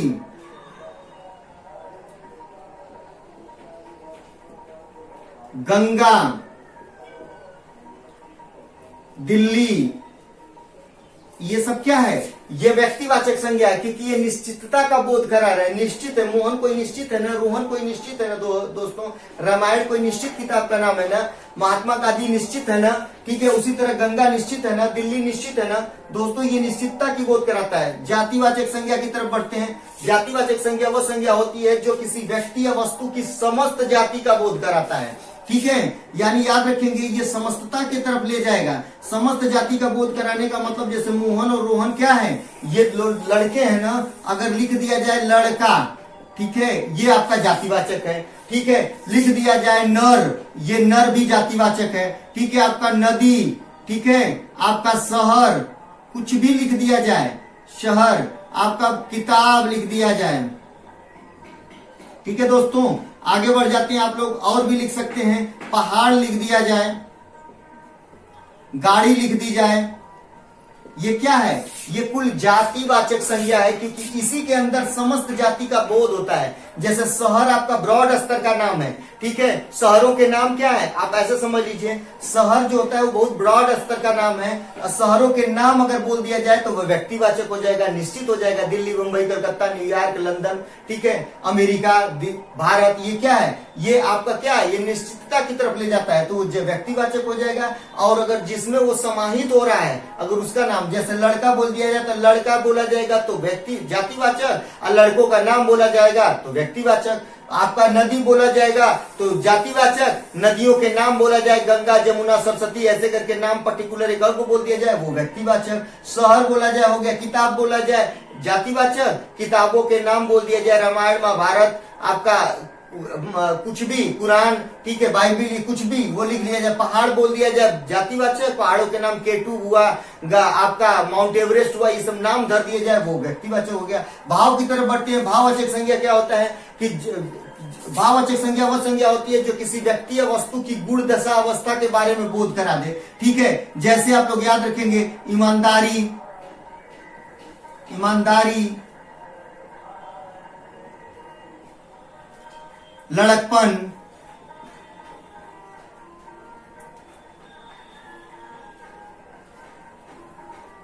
लड़कपन, बेईमानी। ठीक है दोस्तों, बुढ़ापा आदि, ये क्या है? ये भाव को प्रकट करता है। तो याद रखेंगे ये भाववाचक संज्ञा हो गई। आदि ये सर्वनाम की तरफ आते हैं दोस्तों, मिटा देता हूं। यहां तक समझ में आ गया होगा दोस्तों आप लोगों को। आज पूरी किताब खत्म की जाएगी दोस्तों, तो आप लोग वीडियो में बने रहें और देखते रहें। सर्वनाम, सर्वनाम क्या होता है? ठीक है, संज्ञा के बदले बोले जाने वाले शब्द को क्या कहते हैं? सर्वनाम। परिभाषा क्या होती है कि संज्ञा के बदले, संज्ञा के स्थान या बदले, कुछ भी लिख सकते हैं, संज्ञा के स्थान पर बोले जाने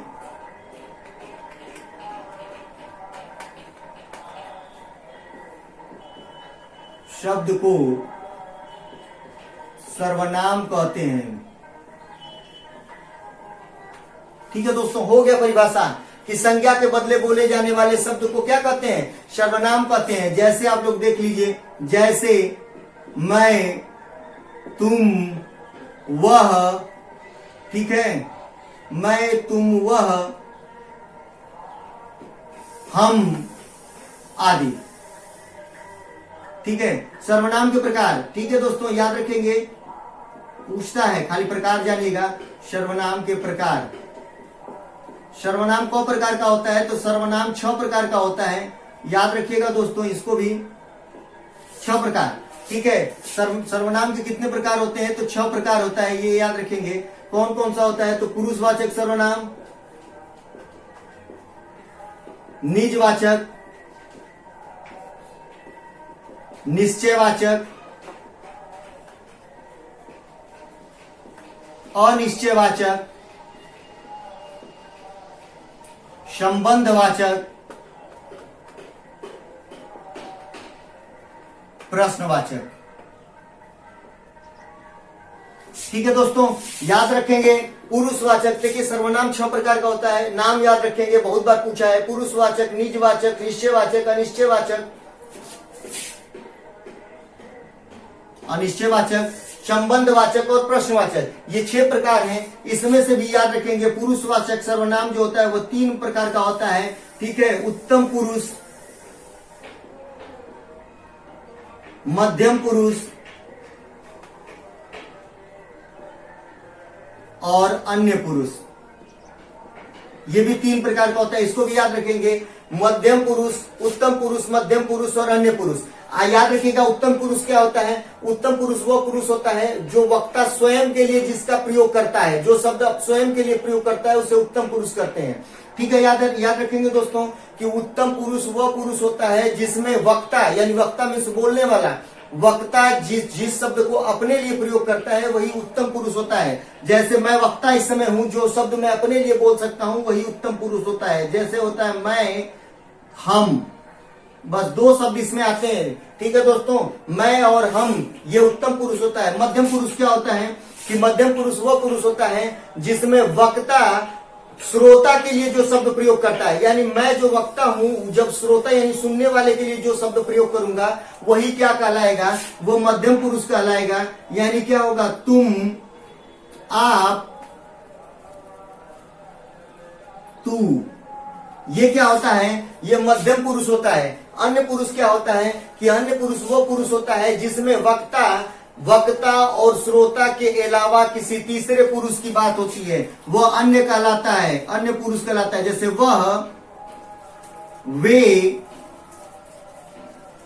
यह, वे। ठीक है, तो अन्य पुरुष में वो पुरुष होता है जो वक्ता और श्रोता के अलावा एब्सेंट होता है, कहीं न कहीं तीसरे पुरुष की बात होती है। तो ये भी आप लोगों को समझ में आ गया होगा दोस्तों। आइए चलते हैं विशेषण की तरफ बढ़ जाते हैं। विशेषण क्या होता है? तो विशेषण के लिए भी जगह है, यहीं पे लिख देता हूं दोस्तों। विशेषण, विशेषण याद रखेंगे, विशेषण की परिभाषा होती है दोस्तों, याद रखेंगे कि विशेषण जो होता है संज्ञा तथा सर्वनाम की विशेषता बताने वाले शब्द को क्या कहते हैं? विशेषण कहते हैं। संज्ञा, याद रखेंगे दोस्तों, संज्ञा या सर्वनाम की विशेषता बताने वाले शब्द को विशेषण कहते हैं। ठीक है दोस्तों, ये कितने प्रकार का होता है? तो हमेशा याद रखिएगा कि विशेषण जो होता है वो 4 प्रकार का होता है। ठीक है, इसकी परिभाषा याद रखिएगा। जैसे पहले लिख लेते हैं दोस्तों, जैसे विशेषण, विशेषण को फिर से बता दे रहा हूं कि विशेषण क्या होता है कि संज्ञा तथा सर्वनाम की विशेषता बताने वाले शब्द को क्या कहते हैं? विशेषण कहते हैं। जैसे मोटा, पतला, गोरा, काला, ईमानदार, बेईमान, ये सब क्या है? ये क्वालिटियां है ना दोस्तों, ये सबकी क्वालिटियां है ना दोस्तों। तो ये क्या कहलाता है? यही विशेषण कहलाता है। यानी संज्ञा तथा सर्वनाम की विशेषता बताने वाले शब्द को क्या कहते हैं? विशेषण कहते हैं। अब आ जाते हैं दोस्तों विशेषण के प्रकार की तरफ। यानी विशेषण के प्रकार,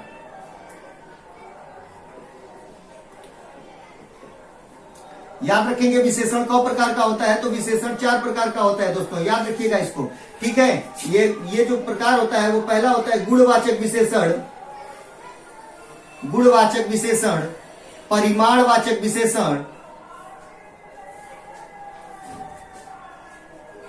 संख्यावाचक विशेषण।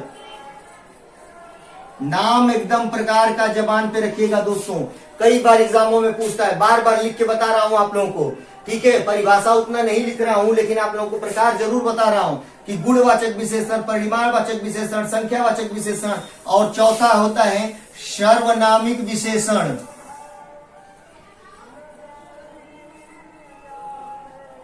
सर्वनामिक विशेषण, इसी को संकेत वाचक विशेषण भी कहते हैं। सर्वनामिक विशेषण याद रखिएगा दोस्तों, ये 4 प्रकार याद रखेंगे, गुणवाचक, परिमाणवाचक, संख्यावाचक और सर्वनामिक विशेषण। याद रखेंगे परिमाणवाचक विशेषण भी 2 प्रकार का होता है। एक होता है निश्चय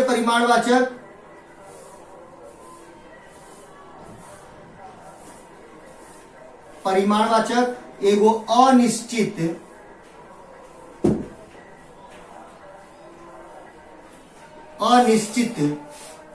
परिमाणवाचक।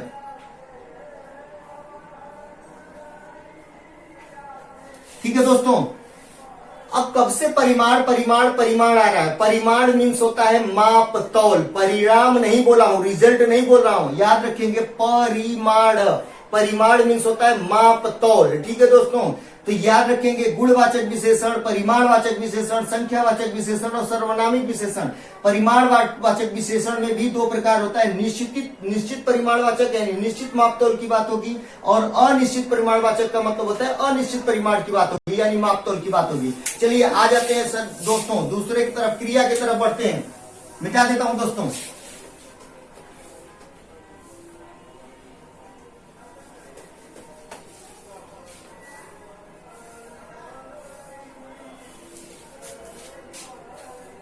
क्रिया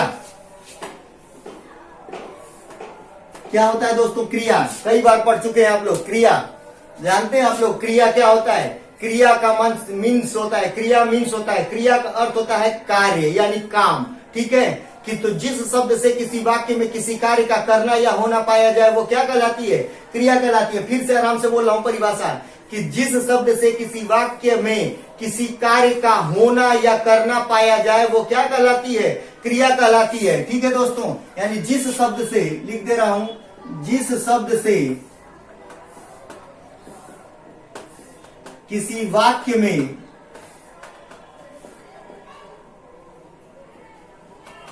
किसी कार्य का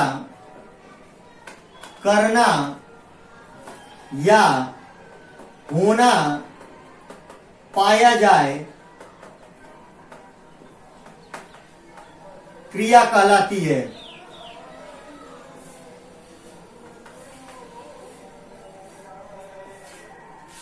ठीक है दोस्तों, अगर कोई वाक्य लिखा हुआ है उसमें जिस शब्द से हमें यह पता चलता है कि उसमें कोई कार्य हो रहा है वही क्रिया होती है। ठीक है दोस्तों, याद रखेंगे कि जिस शब्द से किसी वाक्य में किसी कार्य का करना या होना पाया जाए वो क्रिया कहलाती है। जैसे याद रखेंगे दोस्तों, जैसे इसका एक ट्रिक बता दे रहा हूं, हमेशा याद रखिएगा, ये इसका एक ट्रिक भी याद रखिएगा। ठीक है दोस्तों, लगभग ये ट्रिक बहुत काम की ट्रिक है। ठीक है दोस्तों, ये हमेशा याद रखिएगा, ट्रिक भी रहेगा कि जिस शब्द के अंत में ना लगा होता है, एक्सेप्शन हो सकता है दोस्तों, लेकिन डंके के चोट पे कह रहा हूं, एक्सेप्शन हो सकता है, अपवाद हो सकता है, किसी शब्द में अपवाद हो सकता है, लेकिन ये ट्रिक एकदम क्लियर कट सही होगी। ठीक है दोस्तों, कि जिस शब्द के अंत में ना लगा होता है, न पराकमंत्रा ना। ठीक है दोस्तों, याद रखिएगा कि किसी भी शब्द के अंत में क्या हो, अंत में ना लगा हो, यानी जितने भी शब्द हो वो जिसमें भी जिसके भी अंत में ना लगा हो वो क्या होती है, क्रिया होती है। याद रखेंगे कि जिस शब्द के अंत में ना लगा होता है वो क्रिया होती है। जैसे आप लोग याद रखिएगा, उठना, बैठना, आना जाना, नहाना, खाना, रोना, धोना, मारना, पीटना, जागना, कोई भी शब्द अपना ना सब में ना आया है। याद रखिएगा दोस्तों। देखिए मैं फिर से रुक के बता रहा हूं कि जिस शब्द के अंत में लगभग ना लगा होता है वो क्रिया होती है। जैसे उठना, बैठना, आना जाना, खाना, पीना, रोना, मारना, पीटना, नहाना, धोना। ठीक है दोस्तों, कुल में ना आया है वो कुल क्रिया है। ठीक है दोस्तों, एकदम क्लियर कट बोल रहा हूं कि जिस शब्द के अंत में ना लगा होता है वो क्रिया होती है। जैसे आप लोगों को फिर लिख के बता दे रहा हूं, उठना, आना, जाना, खाना, पीना, रोना, जागना, मारना, पीटना आदि। आप केयर करिएगा, घर में चेक भी करिएगा, वो दोस्तों आप लोगों को समझ में आ जाएगा कि लगभग जिस शब्द के अंत में ना लगा होता है वो कुल क्रिया ही होती है। ठीक है दोस्तों, याद रखेंगे कि जिस शब्द के अंत में ना लगा होता है वो कुल क्रिया ही होती है। क्रिया कितने प्रकार की होती है, यानी क्रिया के प्रकार की तरफ बढ़ जाते हैं दोस्तों। क्रिया के प्रकार, टाइप्स ऑफ वर्ड, वर्ब। ठीक है दोस्तों, क्रिया के प्रकार, क्रिया दो प्रकार की होती है। ठीक है, याद रखिएगा, सकर्मक और अकर्मक। सकर्मक और अकर्मक। ठीक है, सकर्मक को डायरेक्ट जानिएगा, कर्म के साथ हो जिसमें, और अकर्मक का बिना कर्म वाली हो जो। ठीक है, इसका एक ही लाइन में समझिएगा, सकर्मक, सकर्मक का मतलब होता है कर्म के साथ। ठीक है दोस्तों, याद रखिएगा, अकर्मक यानी बिना कर्म की होगी जो क्रिया, वही क्या कहलाएगी, अकर्मक कहलाएगी। आगे बढ़ जाते हैं, अब चलते हैं दोस्तों, हम लोग आ जाते हैं प्रत्यय की तरफ। प्रत्यय मिटा देता हूं इसको भी। प्रत्यय दोस्तों याद रखिएगा, प्रत्यय उस शब्दांश को कहते हैं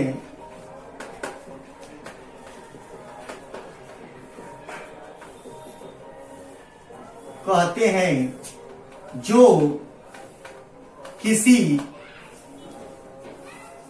शब्द के अंत में, याद रखेंगे दोस्तों, यही इसका टेक्निकल पॉइंट है कि प्रत्यय उस शब्दांश को कहते हैं जो किसी शब्द के अंत में जुड़ता है और उसका रूप परिवर्तित कर देता है।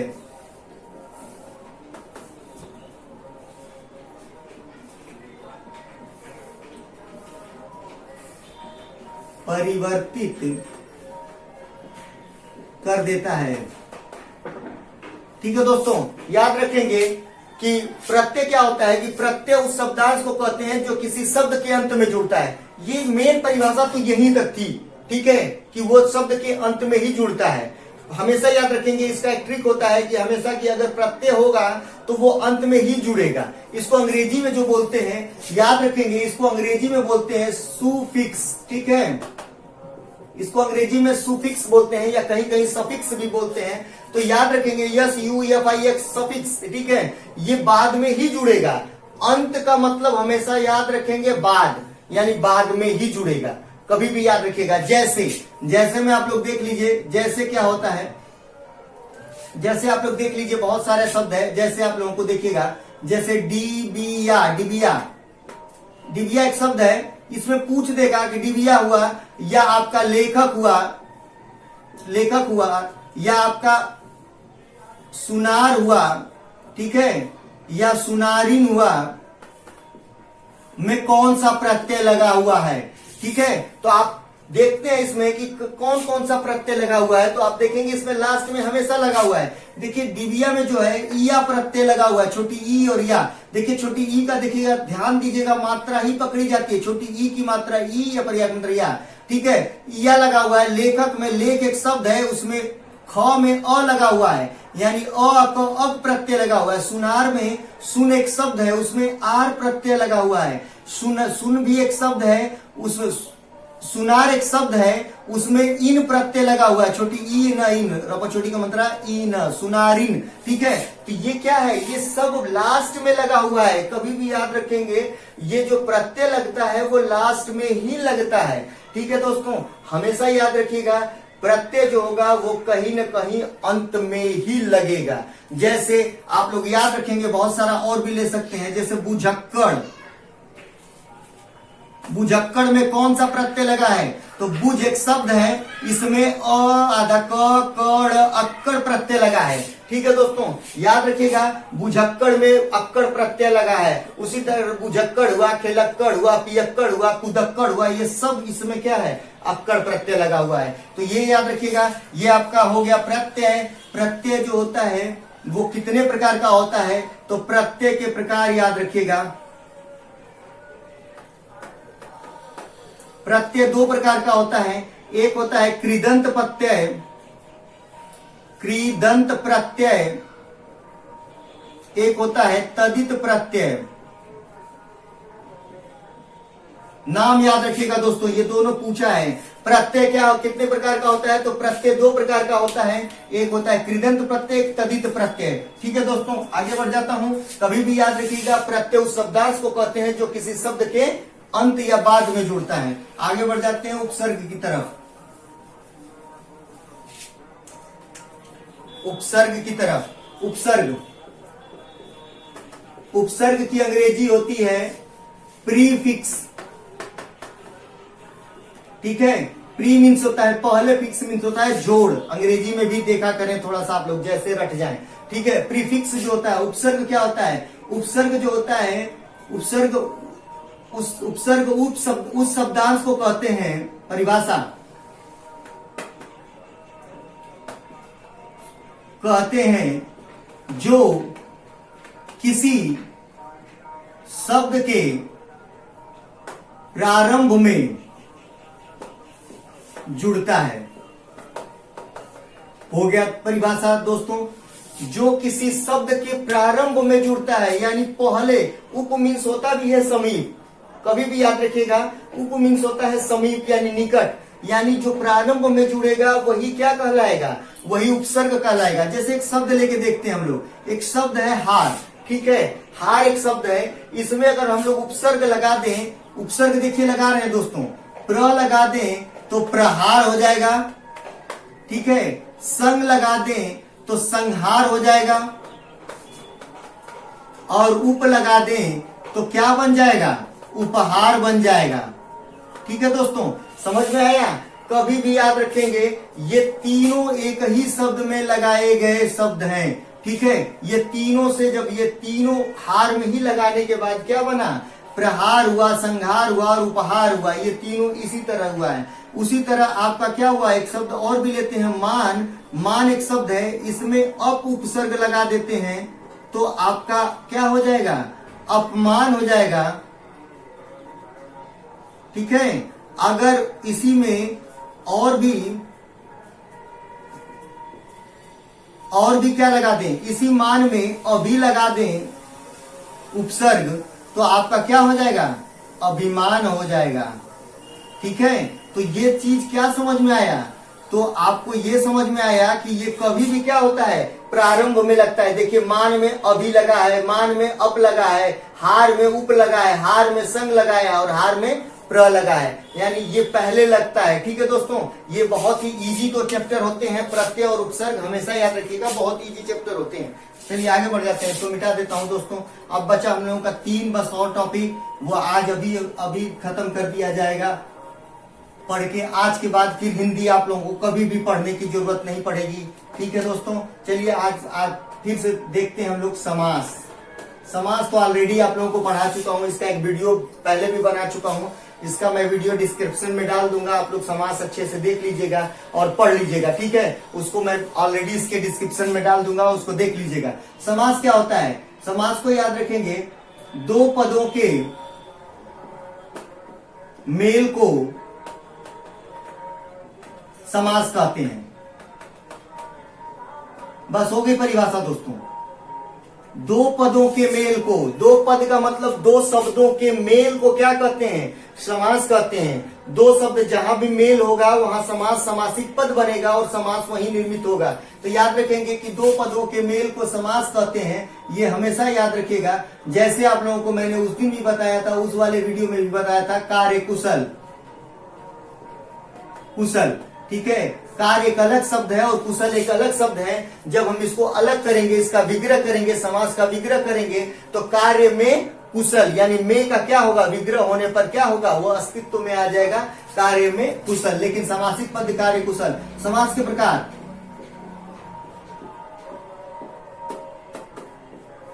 समास जो होता है वो 6 प्रकार का होता है, ठीक है दोस्तों, 6 प्रकार,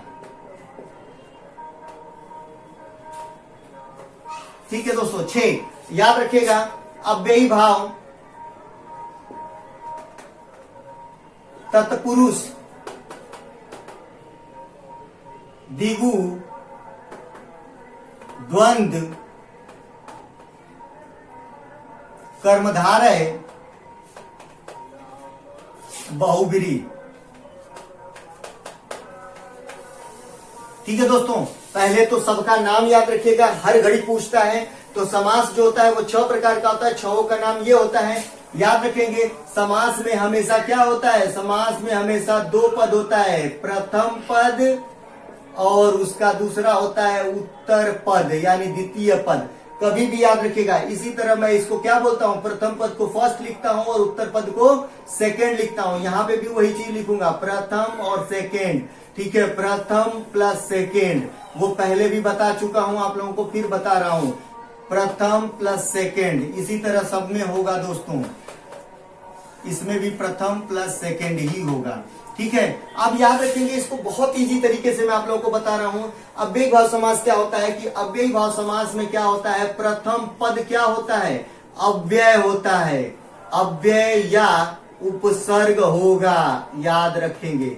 इसका प्रथम पद क्या होगा? या तो अव्यय होगा या तो उपसर्ग होगा। उपसर्ग अभी पीछे बता चुका हूं कि वो कहीं न कहीं आगे लगा होगा, उपसर्ग आगे लगा रहता है। तो याद रखेंगे या तो उपसर्ग वो होगा या तो अव्यय होगा। अव्यय क्या होता है कि अव्यय शब्द वे शब्द होते हैं जिसपे लिंग वचन कारक आदि का प्रभाव नहीं पड़ता है, ये याद रखिएगा। तो जैसे आप लोग देख लीजिए, जैसे क्या होता है, या दूसरा पद कुछ भी हो चलेगा, दूसरे पद पे मत ध्यान दीजिए, परिभाषा हो चुकी। यानी अव्ययी भाव समास वो समास होता है जिसमें प्रथम पद अव्यय होता है और या उपसर्ग होगा और वही प्रधानता दिखाएगा, ठीक है दोस्तों।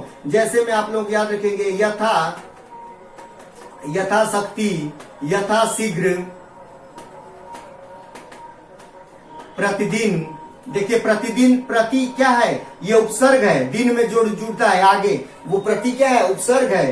प्रत्येक, बेशर्म, भरपेट, आजीवन,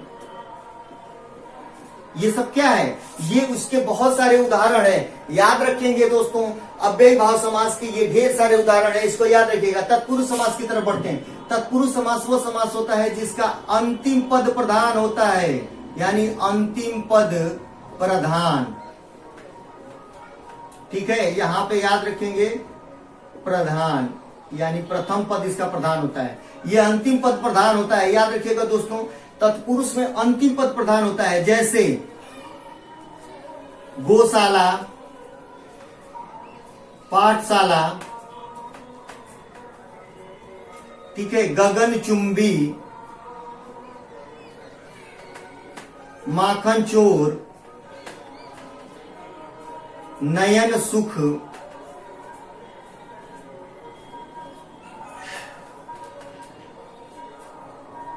सुख प्राप्त,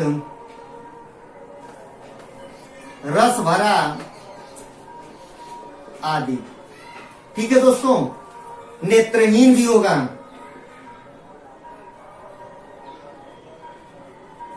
नेत्र मीन्स होता है आंख, हीन जो जुड़ता है वो अंधा हो जाता है, यानी दूसरे पर ज्यादा फोकस किया गया है। सुख नॉर्मल सुख होता है, प्राप्त करने वाला बहुत ज्यादा सुखी होता है, ठीक है दोस्तों। नयन सुख, माखन चोर, चोरवा पे ज्यादा फोकस किया गया है दोस्तों, तो ये याद रखिएगा। दिगु की तरफ बढ़ते हैं। दिगु समास को याद रखिएगा कि दिगु समास में प्रथम पद जो इसका पहला पद होता है, याद रखेंगे प्रथम पद संख्यावाचक होगा। कभी भी याद रखेंगे दोस्तों, इसका प्रथम पद जो होगा वो संख्यावाचक होगा। ये इसका पंच लाइन होता है दोस्तों, ये याद रखिएगा कि ये द्विगु समास में उसका प्रथम पद क्या होगा, संख्यावाचक होगा। दूसरा कुछ हो चलेगा, कोई दिक्कत नहीं है, दूसरे पर ध्यान भी नहीं देना है। जैसे आपका हुआ अठन्नी, चवन्नी, अठन्नी चवन्नी, दोपहर, चौराहा, नवग्रह, नवरत्न, त्रिफला, बहुत सारा है दोस्तों। इसमें याद रखिएगा दो, दोपहर में 2, चौराहा में 4, नवग्रह में 9, नवग्रह नवरत्न में 9, त्रिफला में 3, चवन्नी में 4, अठन्नी में 8। ये कुल क्या है, शुरू में ही क्या है, संख्या को बताता है। द्वंद्व में आइए, द्वंद्व की परिभाषा होती है कि इसके दोनों पद प्रधान होते हैं। ठीक है दोस्तों, दोनों पद प्रधान होता है, प्रथम और द्वितीय दोनों होता है। ठीक है दोस्तों, याद रखेंगे। जैसे, और इसका एक चिन्ह होता है, इसमें योजक एक लगा होता है, योजक का चिन्ह लगा होता है, डैश जो आप लोग याद रखिएगा, योजक का चिन्ह लगा होता है। ठीक है दोस्तों, जैसे आप लोग देखिए, जैसे माता पिता, राजा रानी, राजा रानी, दिन रात, नदी नाला, ठीक है, कपड़ा लत्ता,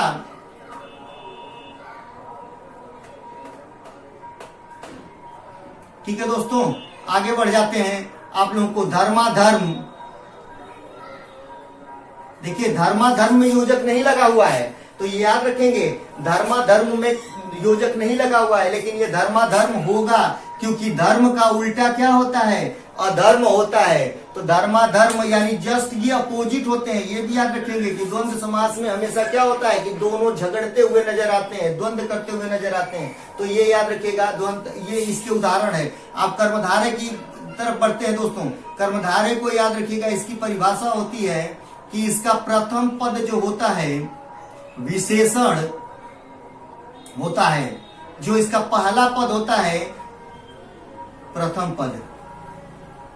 डेफिनेटली इसका पहला पद क्या होता है, विशेषण होता है। इसको दूसरे तरीके से याद रखिएगा, इसको नीचे थोड़ा सा बता दे रहा हूं। इसका एक परिभाषा होती है दोस्तों, याद रखेंगे कि कर्मधारय इक्वल टू विशेषण प्लस विशेष्य। ठीक है, विशेष्य मतलब जिसकी विशेषता बताई जाती है। जैसे याद रखिएगा दोस्तों, जैसे याद रखेंगे महात्मा, महाकवि। ठीक है दोस्तों, महाकवि, महाऔषधि, महाऔषधि। ठीक है दोस्तों, आगे बढ़ जाते हैं। लौह पुरुष,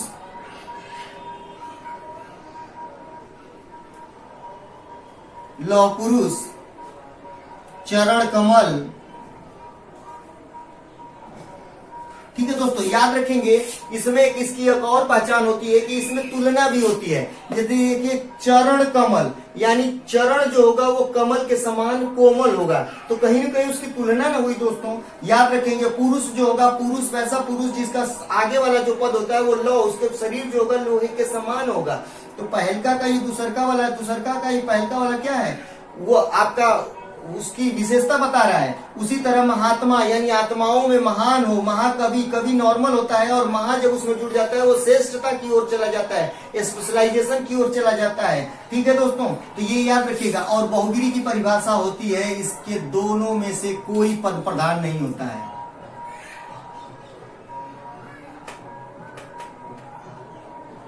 नहीं होता, कोई पद प्रधान नहीं होता, परंतु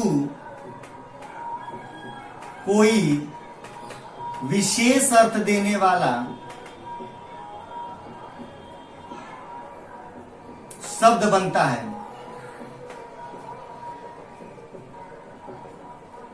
कोई विशेष अर्थ देने वाला शब्द बनता है। जैसे याद रखेंगे दोस्तों, बहुब्रीहि में हमेशा याद रखिएगा, इसका एक ट्रिक होता है कि इसके जितने भी आप लोगों के हिंदू धर्म के देवी देवता होते हैं, सब इनके नाम, अधिकतर नाम इसमें इसके इंडिकेशन में आते हैं या इसमें माने जाते हैं। जैसे आपका देख लीजिए, जैसे आपका होता है त्रिनेत्र, लंबोदर, दशानन, ठीक है, शूलपाणी, चक्रधर, ठीक है दोस्तों, गंगाधर। देखिए इसको याद रखेंगे, त्रिनेत्र में होता है तीन नेत्र हो जिसके अर्थात शंकर, ठीक है, याद रखेंगे शंकर। देखिए देवी देवता का लंबोदर जिसका लंबा उदर हो यानी पेट हो, वो होता है आपका गणेश, ठीक है। दशानंद अर्थात रावण, 10 मुख हो जिसके अर्थात रावण। आपका शूलपाणी, शूल यानी त्रिशूल को धारण करने वाला अर्थात आपका शंकर, ठीक है। चक्रधर, चक्र को धारण करने वाला अर्थात विष्णु, ठीक है। गंगाधर यानी आपको याद रखेंगे गंगा को धारण करने वाला अर्थात शिव। याद रखिएगा, ये बहुत सारे इसके उदाहरण होते हैं जो बहुब्रीहि में आते हैं, तो इसमें आप लोग ढेर सारे उदाहरण देखिएगा दोस्तों। अब चलते हैं हम लोग, समास का कंप्लीट हो गया, अब बचा आपका संधि। संधि की तरफ बढ़ते हैं हम लोग दोस्तों। मिटा देता हूं इसको।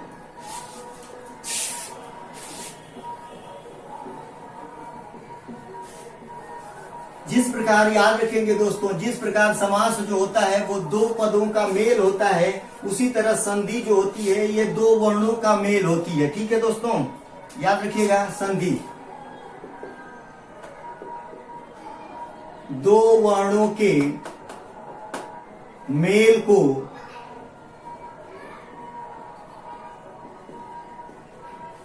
संधि कहते हैं, ठीक है। दो वर्णों के मेल को क्या कहते हैं? संधि कहते हैं। इसमें क्या होता है कि दो वर्ण मिलते हैं, ठीक है। याद रखिएगा, वर्ण मिलाते वक्त हमेशा ख्याल करेंगे कि प्रथम पद का यानी प्रथम शब्द का अंतिमवा अक्षर जुड़ेगा और दूसरे शब्द का प्रथम अक्षर ही जुड़ना चाहिए उसमें। याद रखिएगा दोस्तों, जो वर्ण मिलने की जो क्रिया होती है, जो विकार होता है, यानी दो वर्णों के मेल में से जो उत्पन्न विकार होता है वही संधि कहलाती है। यानी वर्णों के मेल को क्या कहते हैं? संधि कहते हैं, ठीक है दोस्तों। याद रखेंगे, जैसे आप देख लीजिए, जैसे हिमालय, हिमालय इसको देखते हैं हम लोग, ये कैसे बना हुआ है, तो हिम धन आलय, ठीक है दोस्तों। इसमें याद रखेंगे हिमालय में का जो देखिए हिम में म है लगा हुआ है, यानी इसमें का म यानी ये अ और इसमें का आ, ठीक है। इन दोनों को मिला के क्या बना? आ।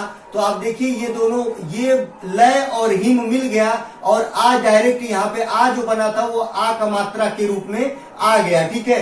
यानी हिमालय में का देखिए हिम में का हिम और लय में का लय, लेकिन आ जो आया है वो अ धन आ बराबर आ, यानी हिमालय, ठीक है। ये आपका जो विकार आया है वो आपका, ये देख रहे हैं ना, प्रथम शब्द का ये क्या है? अंतिम अक्षर है, अंतिमवा है, और दूसरे का आलय में का आ क्या है? प्रथम अक्षर है।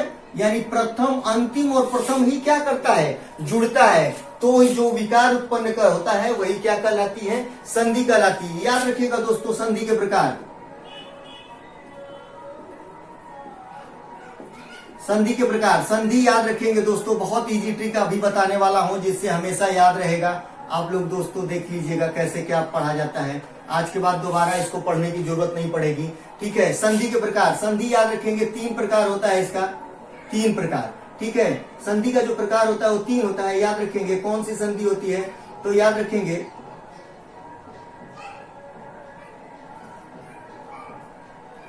स्वर संधि, व्यंजन संधि और विसर्ग संधि, ठीक है। स्वर संधि, व्यंजन संधि और विसर्ग संधि, संधि सब में लगा हुआ है दोस्तों, ठीक है। अब स्वर संधि किसे कहते हैं ये यहीं पे डायरेक्ट समझिएगा। जब दो स्वर, इसकी परिभाषा मैं लिख रहा हूं, जब दो स्वर पास पास आए, और आए, जो विकार उत्पन्न हो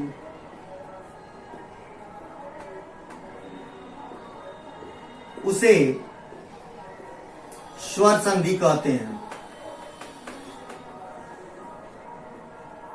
हमेशा याद रखेंगे कि स्वर संधि में क्या होता है कि दोनों जो आ रहे थे, दोनों जो पास पास जो जुड़ रहा था, वो दोनों स्वर होना चाहिए। ठीक है, कि जब बोला कि जब दो स्वर पास पास आए और जो विकार उत्पन्न हो, वही क्या कहलाता है, स्वर संधि का निर्माण करता है। जैसे आप लोग याद रखेंगे दोस्तों, जैसे हिमालय, देखिए हिमालय ऊपर लिखा था, मैं उसको ही लेके फिर से समझा दे रहा हूं आप लोगों को। हिमालय, विद्यालय, ठीक है, एक और ले लेता हूं। हिमालय और विद्यालय में देखिए, हिमधन आलय, ठीक है, विद्यालय में विद्याधन आलय। आप देखिए इसमें का हिम में का मो में अ लगा है और आलय में का आ लगा है, यानी अ धन अ बराबर आ। ठीक है, अ धन आ बराबर आ, ये तीनों क्या है, अ भी स्वर है और आ भी स्वर है, और जो बना विकार उत्पन्न हुआ वो भी स्वर है, यानी यहाँ पे क्या है, हिमालय स्वर संधि है। उसी तरह विद्यालय में का आ और आलय में का आ, तो आ धन आ इक्वल टू आ, यानी आ और आ ये दोनों स्वर है, और जो विकार उत्पन्न हुआ वो भी क्या है, स्वर है। इसीलिए क्या हुआ, विद्यालय और हिमालय क्या हुआ, ये दोनों स्वर संधि के उदाहरण हैं। याद रखेंगे स्वर संधि 5 प्रकार की होती है। संधि के प्रकार, यहीं पे बस प्रकार भी बता देता हूं। ठीक है, 5 प्रकार होता है, इसका नाम याद रखिएगा, बस याद रखेंगे पांचों कौन कौन सा नाम है, तो याद रखिएगा। दीर्घ संधि, दीर्घ हुआ, यण हुआ, ठीक है दोस्तों, अयादि हुआ, दीर्घ हुआ, यण हुआ, अयादि हुआ, वृद्धि हुआ, और एक बचा आप लोगों का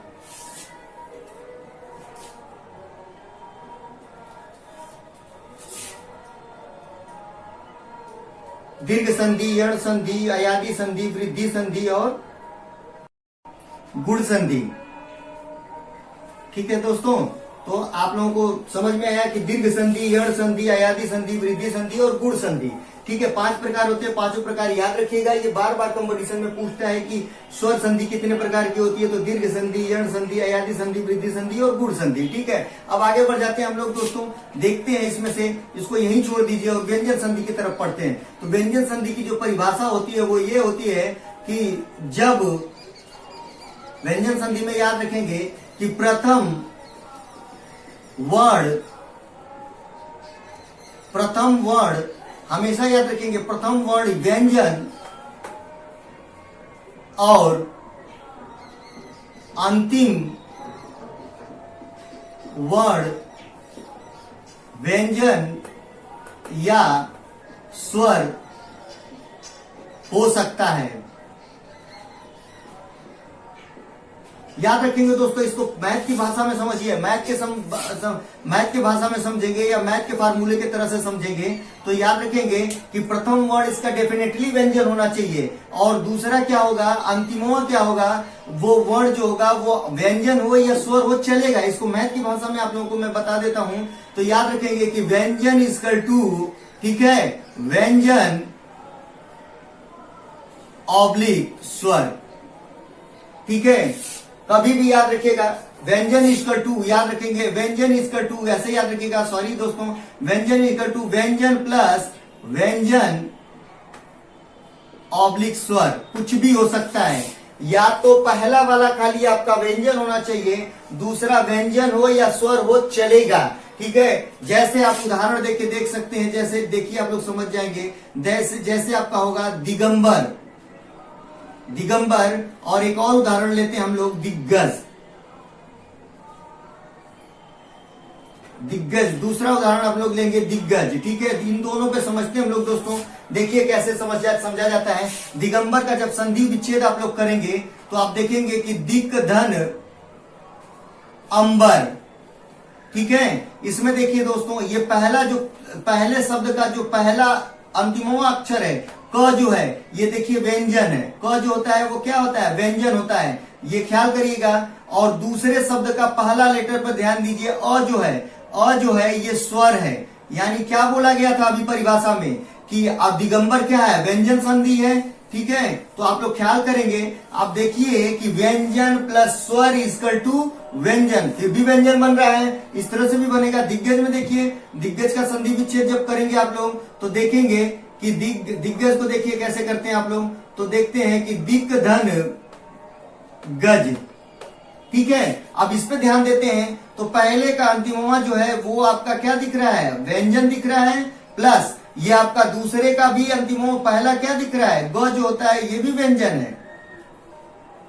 यानी व्यंजन प्लस व्यंजन इक्वल टू व्यंजन। परिभाषा के अनुरूप हो रहा है कि नहीं हो रहा है, कि यानी पहला वर्ण ही खाली व्यंजन होना चाहिए। देखिए कुल में का पहला वर्ण व्यंजन है, लेकिन दूसरे पर अगर ध्यान दें, अंतिमों पे अगर ध्यान दें तो या तो व्यंजन हो जाए या तो स्वर हो जाए, दोनों चलेगा। तो देखिए पहले वाले में स्वर मिला था आप लोगों को, दूसरा का पहला, और दूसरे वाले में देखेंगे कि व्यंजन ही मिला था। यानी दोनों में से कोनो हो चलेगा। ठीक है, इसके अलावा कुछ ट्रिक आप लोगों को बता देता हूं कि जब भी व्यंजन संधि, इसको मिटा दे क्या दोस्तों, थोड़ा सा मिटा देता हूँ। ठीक है, व्यंजन के लिए थोड़ा सा यहाँ स्वर को मिटाता हूँ, स्वर की तरफ लिख देता हूँ, आप लोग को समझ में आ जाएगा ज्यादा। ठीक है, स्वर हो चुका है तो व्यंजन की तरफ। और देखिए इसका एक ट्रिक होता है दोस्तों, इसको हमेशा याद रखेंगे कि व्यंजन संधि के लिए आप लोग याद रखेंगे कि जब भी याद रखिएगा, जब व्यंजन संधि में आधा ज रहता है जहां पे, वो त में बदल जाता है। कभी भी याद रखिएगा, कभी भी याद रखेंगे कि जब भी आधा ज रहेगा वो त में बदल जाएगा। जैसे आप लोग देखिए, कुछ चीजें आप लोगों को डायरेक्ट बता देता हूं। जैसे आपका उज्ज्वल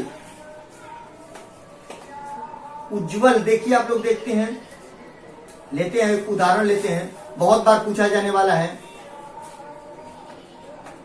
उज्ज्वल, ठीक है, उज्ज्वल आप लोग देखिए कि उज्ज्वल जो शब्द है, इसको संधि विच्छेद जब करेंगे तो उ आधा जो आया था तो त में बदल जाता है, आधा त में। उत धन ज्वल, उत धन ज्वल जो होगा वो आपका क्या होगा, उज्ज्वल में तो में बदल गया। नहीं, ये मैंने बोला था ना कि जब आधा जो आया तो वो तो में बदलता है। इसको पकड़िएगा आप लोग, आगे बढ़ जाते हैं। जैसे सज्जन, दूसरे उदाहरण में समझिए आप लोग, सज्जन, इसमें भी देखिए आधा जो जब आया है तो इसको संधि विच्छेद बनाते वक्त, संधि विच्छेद करते वक्त क्या होगा, सत धन, आधा जो को आधा तो में बदल देंगे, सत धन जन, ये क्या हो जाएगा आपका, यहां भी परिवर्तित हो जाएगा। इसको भी, ये भी व्यंजन संधि है, इसका भी ट्रिक डायरेक्ट याद रखिएगा। ये ट्रिक बताया था आप लोगों को। ठीक है दोस्तों, ये ट्रिक है, इसको आप लोग हमेशा याद रखिएगा। कुछ ट्रिक और भी डायरेक्ट बता दे रहा हूं कि जब भी अंक मात्रा आए कहीं भी, जैसे अंक मात्रा आए कहीं भी, इसके जगह पर आप आधा म लिख दिया करें। ठीक है, इसका भी ट्रिक है। जब भी कहीं अंक मात्रा आए दोस्तों, वहां पे क्या करेंगे, आधा म बदल देंगे। जैसे आपका देखिए कुछ उदाहरण, जैसे संसार, ठीक है, संयम, ठीक है दोस्तों, आप और भी ले सकते हैं नाम, संगम। देखिए सब में क्या है, सब में अंक मात्रा आया है, सबको बना देते हैं। संसार में का स आधा म हो जाएगा अंक के जगह पर, शम धन सार। ठीक है, उसी तरह संयम का होगा क्या, शम धन यम। उसी तरह संगम का क्या होगा, सम धन गम। ठीक है दोस्तों, तो ये ट्रिक याद रखिएगा, ये बहुत बार आपका ट्रिक काम करेगा, हमेशा काम करेगा, और इसके लिए हमेशा तत्पर रहें। ये हमेशा काम आप लोगों का करने वाला है। ठीक है, इसको भी याद रखिएगा। ठीक है दोस्तों, अभी मिटा देता हूं, फिर आपका विसर्ग संधि को आपको बता देता हूं डायरेक्ट। ठीक है, तो विसर्ग संधि की तरफ बढ़ते हैं।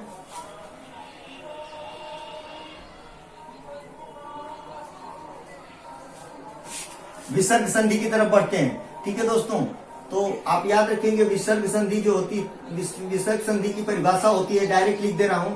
विसर्ग संधि जो होता है कि विसर्ग प्लस स्वर या व्यंजन, ये हो गया परिभाषा।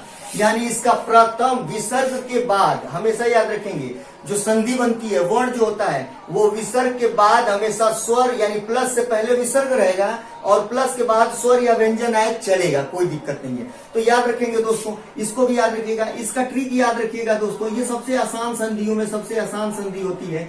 इसका कुछ ट्रिक मैं आप लोगों को बता देता हूं जिसको याद रखेंगे, कभी भी याद रखेंगे। जब आधा बड़का स, आधा मूर्धन्य स और आधा छोटका स आए तब इन तीनों के स्थान पर विसर्ग लगा देते हैं। ठीक है दोस्तों, इन तीनों के स्थान पर विसर्ग लगा के बस संधि विच्छेद कर दीजिएगा। चलिए देखते हैं कैसे। जैसे आपका कोई भी उदाहरण ले लेते हैं, आप लोग देखिएगा। जैसे आप लोग देखते हैं, जैसे निश्चल, निश्चल आप ले लीजिए, एक शब्द है, उसमें बड़ा स आया है आधा। आप दुष्ट देख लीजिए, छोटा स से लिख लीजिएगा। और आपका पुरस्कार, पुरस्कार एक 3 शब्द में समझ लीजिए, देख लीजिए इन तीनों में। इसमें आधा स यहाँ दिख रहा है, आधा मूर्धन्य स दिख रहा है, आधा छोटका बड़का स दिख रहा है। अब देखिए इसको मैंने क्या बोला, इन सब के स्थान पर बस खाली विसर्ग लगाना है। यानी आपका नी ही धन आधा बड़का स के जगह पर लगा दीजिए, और चल है तो चल लिख दीजिए। उसी तरह आपका दुष्ट में क्या होगा, दु धन ट। उसी तरह आपका क्या होगा, पुरह धन कार। है नहीं जी दोस्तों, ये बहुत इजी था। आगे बढ़ जाते हैं। जब भी याद रखिएगा, जब भी ओ का मात्रा है, कहीं भी ओ का मात्रा है, उसके जगह पर भी विसर्ग क्या लगाएं, विसर्ग लगा दें। ठीक है दोस्तों, ओ का मात्रा पर भी विसर्ग लगाया जाता है। जैसे देखिए, आप उदाहरण सही देखिए, यशोदा, यशोदा हुआ, मनोहर हुआ, ठीक है, मनोरथ हुआ। तो मनोरथ देखिए आप लोग दोस्तों, मनोरथ हुआ, ठीक है, मनोहर हुआ, ठीक है, यशोदा हुआ। ऐसे इतने शब्दों में जो भी आप लोग देखेंगे उसमें सब में क्या हुआ, या मनोबल ले लीजिए, मनोबल, मनोबल, ओ का मात्रा इसमें भी आया। चलिए देखते हैं, बना के देखते हैं इसमें क्या होता है इसका संधि विच्छेद। यानी यह धन दा, ठीक है, ओ का मात्रा यानी ये ओ का मात्रा के जगह पर ही लगा देते हैं बस विसर्ग का चिन्ह। उसी तरह मनः धन हर, ठीक है, मनः धन रथ, ठीक है दोस्तों, मनः धन बल। ये क्या हुआ, ये आपका दोस्तों समझ में आया होगा कि इसमें बहुत आसान है। जब भी ओ का मात्रा कहीं भी दिखे आपका, उसके जगह पर विसर्ग लगाइए और उसको अलग कर दीजिए बस। कुछ ऐसे संधि विच्छेद ऐसे भी होते हैं जो जस का तस रहते हैं। जैसे आपका याद रखेंगे, प्रातः काल, प्रातः काल, ठीक है, प्रातः काल में आप लोग देखिएगा, जब भी इस तरह का दे, प्रातः काल जब दे, कभी भी प्रातः काल जब दे इसका संधि विच्छेद करने के लिए कहे तो कुछ मत करिएगा, प्रातः को अलग कर दीजिएगा। ऑलरेडी इसमें लगा हुआ है संधि, मतलब विसर्ग संधि। इसको आप लोग कर सकते हैं कि प्रातः काल में प्रातः अलग कर दीजिएगा और काल अलग कर दीजिएगा। ये जस का तस बनता है क्योंकि इसमें ऑलरेडी विसर्ग लगा हुआ है, बस प्लस के जगह पर हटा देंगे। एक कुछ और ट्रिक याद रखिएगा दोस्तों, जब भी उड़ंकुआ र हो कहीं भी, जब भी उड़ंकुआ विसर्ग संधि में, विसर्ग संधि को ध्यान रखिएगा कि जब भी उड़ंकुआ र हो उसके जगह पर विसर्ग लगा दीजिए और अलग कर दीजिए। जैसे आप लोग देखिए, ये वाला भी निर्जन, ठीक है, निर्जन हुआ, निर्बल हुआ, ठीक है, निर्बल हुआ, निर्धन हुआ, ठीक है दोस्तों। ये आपका देख रहे हैं, ये जब भी उड़ंकुआ र हो इसके जगह पर आप तुरंत वहां लगा दीजिए, ठीक है। लगाने के बाद आपको देख लेंगे कि वही चीज आपको दिख जाएगी कि विसर्ग कैसे लगता है। तो यहाँ पे देखिए आप लोग उड़ंकुआ र के जगह पर आप नी ही धन जन कर दीजिए, ठीक है। निर्बल का आप लोग क्या करेंगे, नी ही धन बल कर दीजिए, ठीक है। उसी तरह नी ही धन आप धन कर दीजिए। ये क्या हुआ, ये एकदम इजी ट्रिक लगा कि नहीं दोस्तों? आप लोग कमेंट में बताइएगा कि बहुत सारा इजी ट्रिक लगा कि नहीं लगा, कि उड़ंकुआ र जहां हो। फिर एक बार रिपीट कर दे रहा हूं कि जब भी विसर्ग संधि सबसे आसान संधि होती है, और इसको बनाने के लिए आप लोग क्या करेंगे कि विसर्ग संधि में जब देखिएगा कि जब बड़ा स आधा हो, आधा छोटका स हो और आधा मूर्धन्य स हो, तीनों स हो, उसके जगह पर विसर्ग लगाइए और संधि विच्छेद कर दीजिए। आप लोग देखे हैं यहाँ पे, जब भी ओ का मात्रा हो ठीक है, ओ का मात्रा हो तब भी वहां पे भी क्या करें, विसर्ग का चिन्ह लगा के अलग कर दें, संधि बन जाएगी। ठीक है दोस्तों, इजी है। और जब भी आप लोग याद रखेंगे इसको भी कि जब उड़ंकुआ र हो उसके जगह पर भी विसर्ग का चिन्ह लगा के अलग कर दें। और कभी कभी कुछ ऐसे शब्द होते हैं जो जस का तस कर देते हैं, जैसे अंतःकरण हुआ, अंतःकरण को भी याद रखेंगे। जैसे अंतःकरण याद रखिएगा, इसका संधि विच्छेद क्या होगा, तो अंतःकरण ये ऐसे लिखा रहेगा, तो इसमें कुछ मत करिएगा, बस अंत को अलग कर दीजिएगा अंत के जगह पर, और करण को करण ही लिख दीजिएगा। यानी अंतःकरण यानी जस का तस, प्रातः काल हुआ, अंतःकरण हुआ, ऐसे कुछ शब्द होते हैं जो जस के तस लिख दिए जाते हैं। ये आपका कंप्लीट हुआ संधि भी दोस्तों। अब बचा है सिर्फ एक टॉपिक आप लोगों का, जो आप आज के मैराथन क्लास का अंतिम टॉपिक है, वो आपका है अलंकार। ठीक है दोस्तों, अलंकार। तो आज आप लोगों को वीडियो कैसा लगा कमेंट बॉक्स में बिल्कुल बताएं, और ढेर सारे दोस्तों में जरूर शेयर करें। आगामी परीक्षाओं में ये जितने भी टॉपिक मैं पढ़ाया हूं आप लोगों को दोस्तों, बहुत ही फायदेमंद होने वाला है। और बिल्कुल डंके की चोट पे कह रहा हूं, आज के बाद हिंदी आप लोगों को पढ़ने की जरूरत नहीं पड़ेगी। चलिए दोस्तों देखते हैं पहले अलंकार। ठीक है, अलंकार देखिए क्या होता है। अलंकार, अलंकार मीन्स ही होता है आभूषण। ठीक है, आभूषण, अलंकार मीन्स होता है क्या, आभूषण।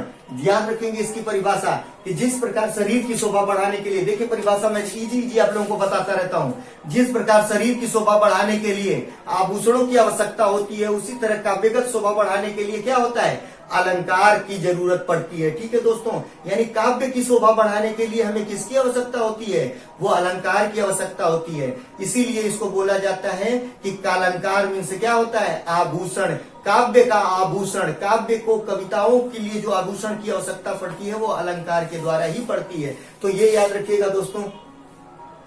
तो दोस्तों ये याद रखिएगा दोस्तों कि आभूषण, अलंकार क्या होता है। अलंकार फिर से एक बार परिभाषा बता दे रहा हूं फिर से एक बार परिभाषा बता दे रहा हूं दोस्तों कि अलंकार क्या होता है कि जिस प्रकार काव्य की शोभा बढ़ाने के, जिस प्रकार शरीर की शोभा बढ़ाने के लिए हमें आभूषणों की आवश्यकता होती है, उसी तरह काव्यगत शोभा बढ़ाने के लिए हमें अलंकार की आवश्यकता होती है। अलंकार का प्रकार, ठीक है दोस्तों, अलंकार का प्रकार, अलंकार कितने प्रकार का होता है, तो याद रखिएगा दोस्तों, अलंकार सिर्फ दो प्रकार का होता है। एक होता है शब्दालंकार,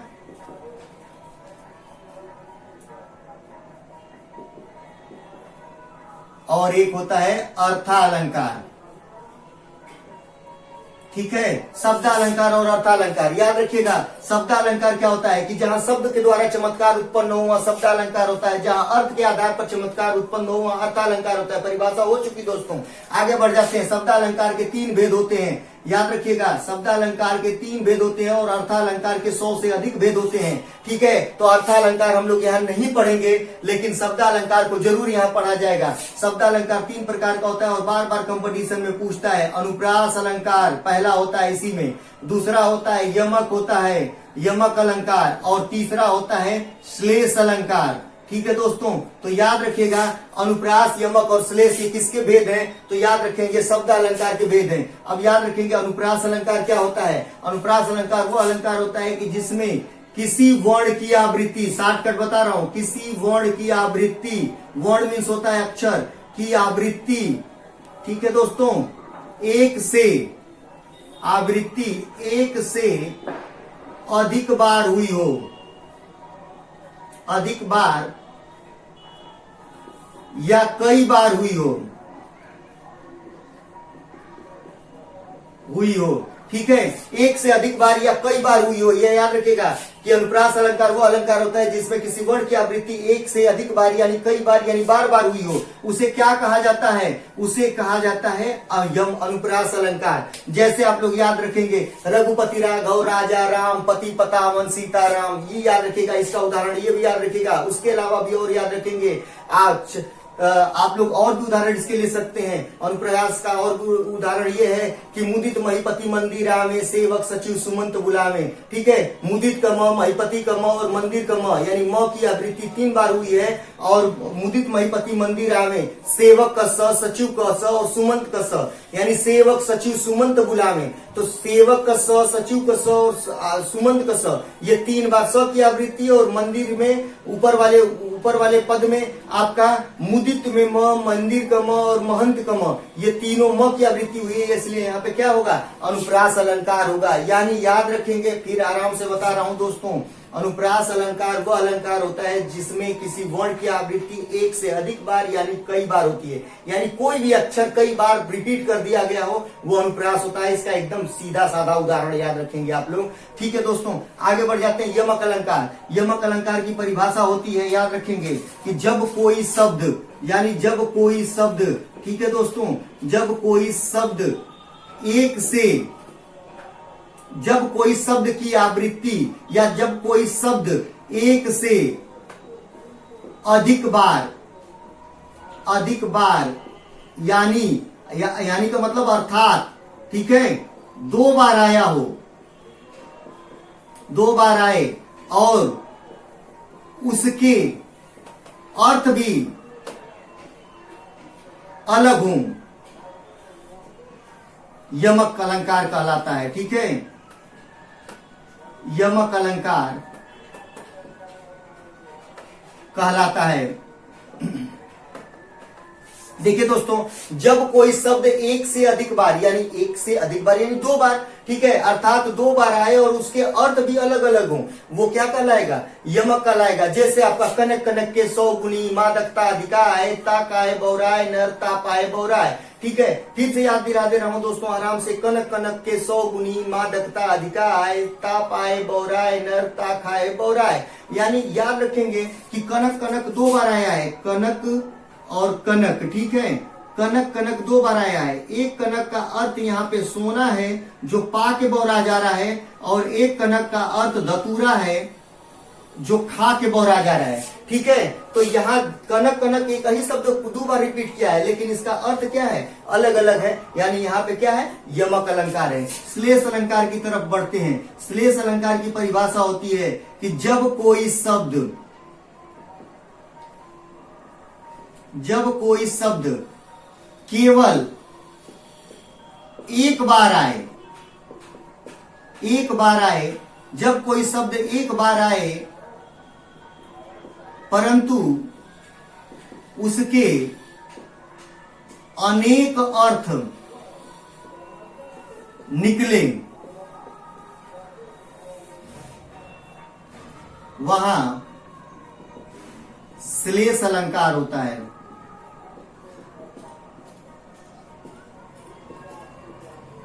हो गया दोस्तों, याद रखिएगा कि जब कोई शब्द एक ही बार आए लेकिन उसके अनेक अर्थ वो प्रतिनिधित्व के रूप में देखे जाए, वो क्या कहलाता है, श्लेष अलंकार कहलाता है। जैसे आप लोग याद रखेंगे, रहीमन पानी राखिए बिन पानी सब सून, पानी गए न उबरे मोती मानस चून। ठीक है, तो आप लोग याद रखेंगे यहाँ मोती जो है आपका, मोती को कई रूपों में लिया गया है, इसलिए यहाँ पे आप लोग याद रखेंगे श्लेष अलंकार है। इस उदाहरण के अलावा भी और भी उदाहरण आप लोग याद रखिएगा। जैसे चरण धरत चिंता करत चितवत चारी ओर, सुवीरण को खोजत फिरे कवि व्यवचारी चोर। याद रखेंगे दोस्तों, एक शब्द यहाँ पे आया है सुवीरण। ठीक है दोस्तों, सुवीरण याद रख रहे हैं दोस्तों, ये सुवीरण को खोजत फिरे। ठीक है, कौन कौन खोज रहा है, कवि,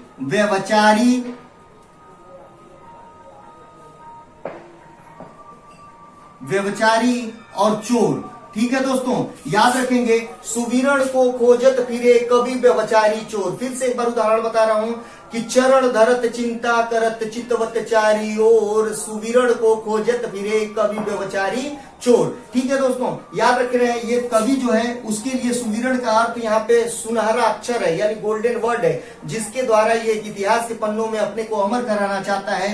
व्यभिचारी जो है इसके लिए सुविरण का अर्थ सुंदर स्त्री है। ये सुंदर स्त्री को दर दर भटक रहा है, खोज रहा है उससे शादी विवाह करने के लिए, उसके लिए सुविरण का अर्थ सुंदर स्त्री है।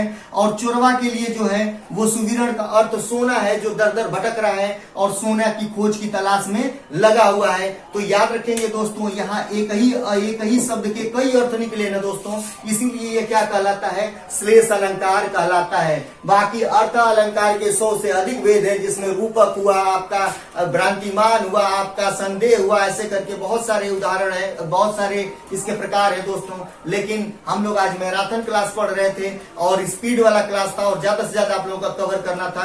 तो आप लोगों को दोस्तों ये वीडियो कैसा लगा, आई होप सो अच्छा लगा होगा।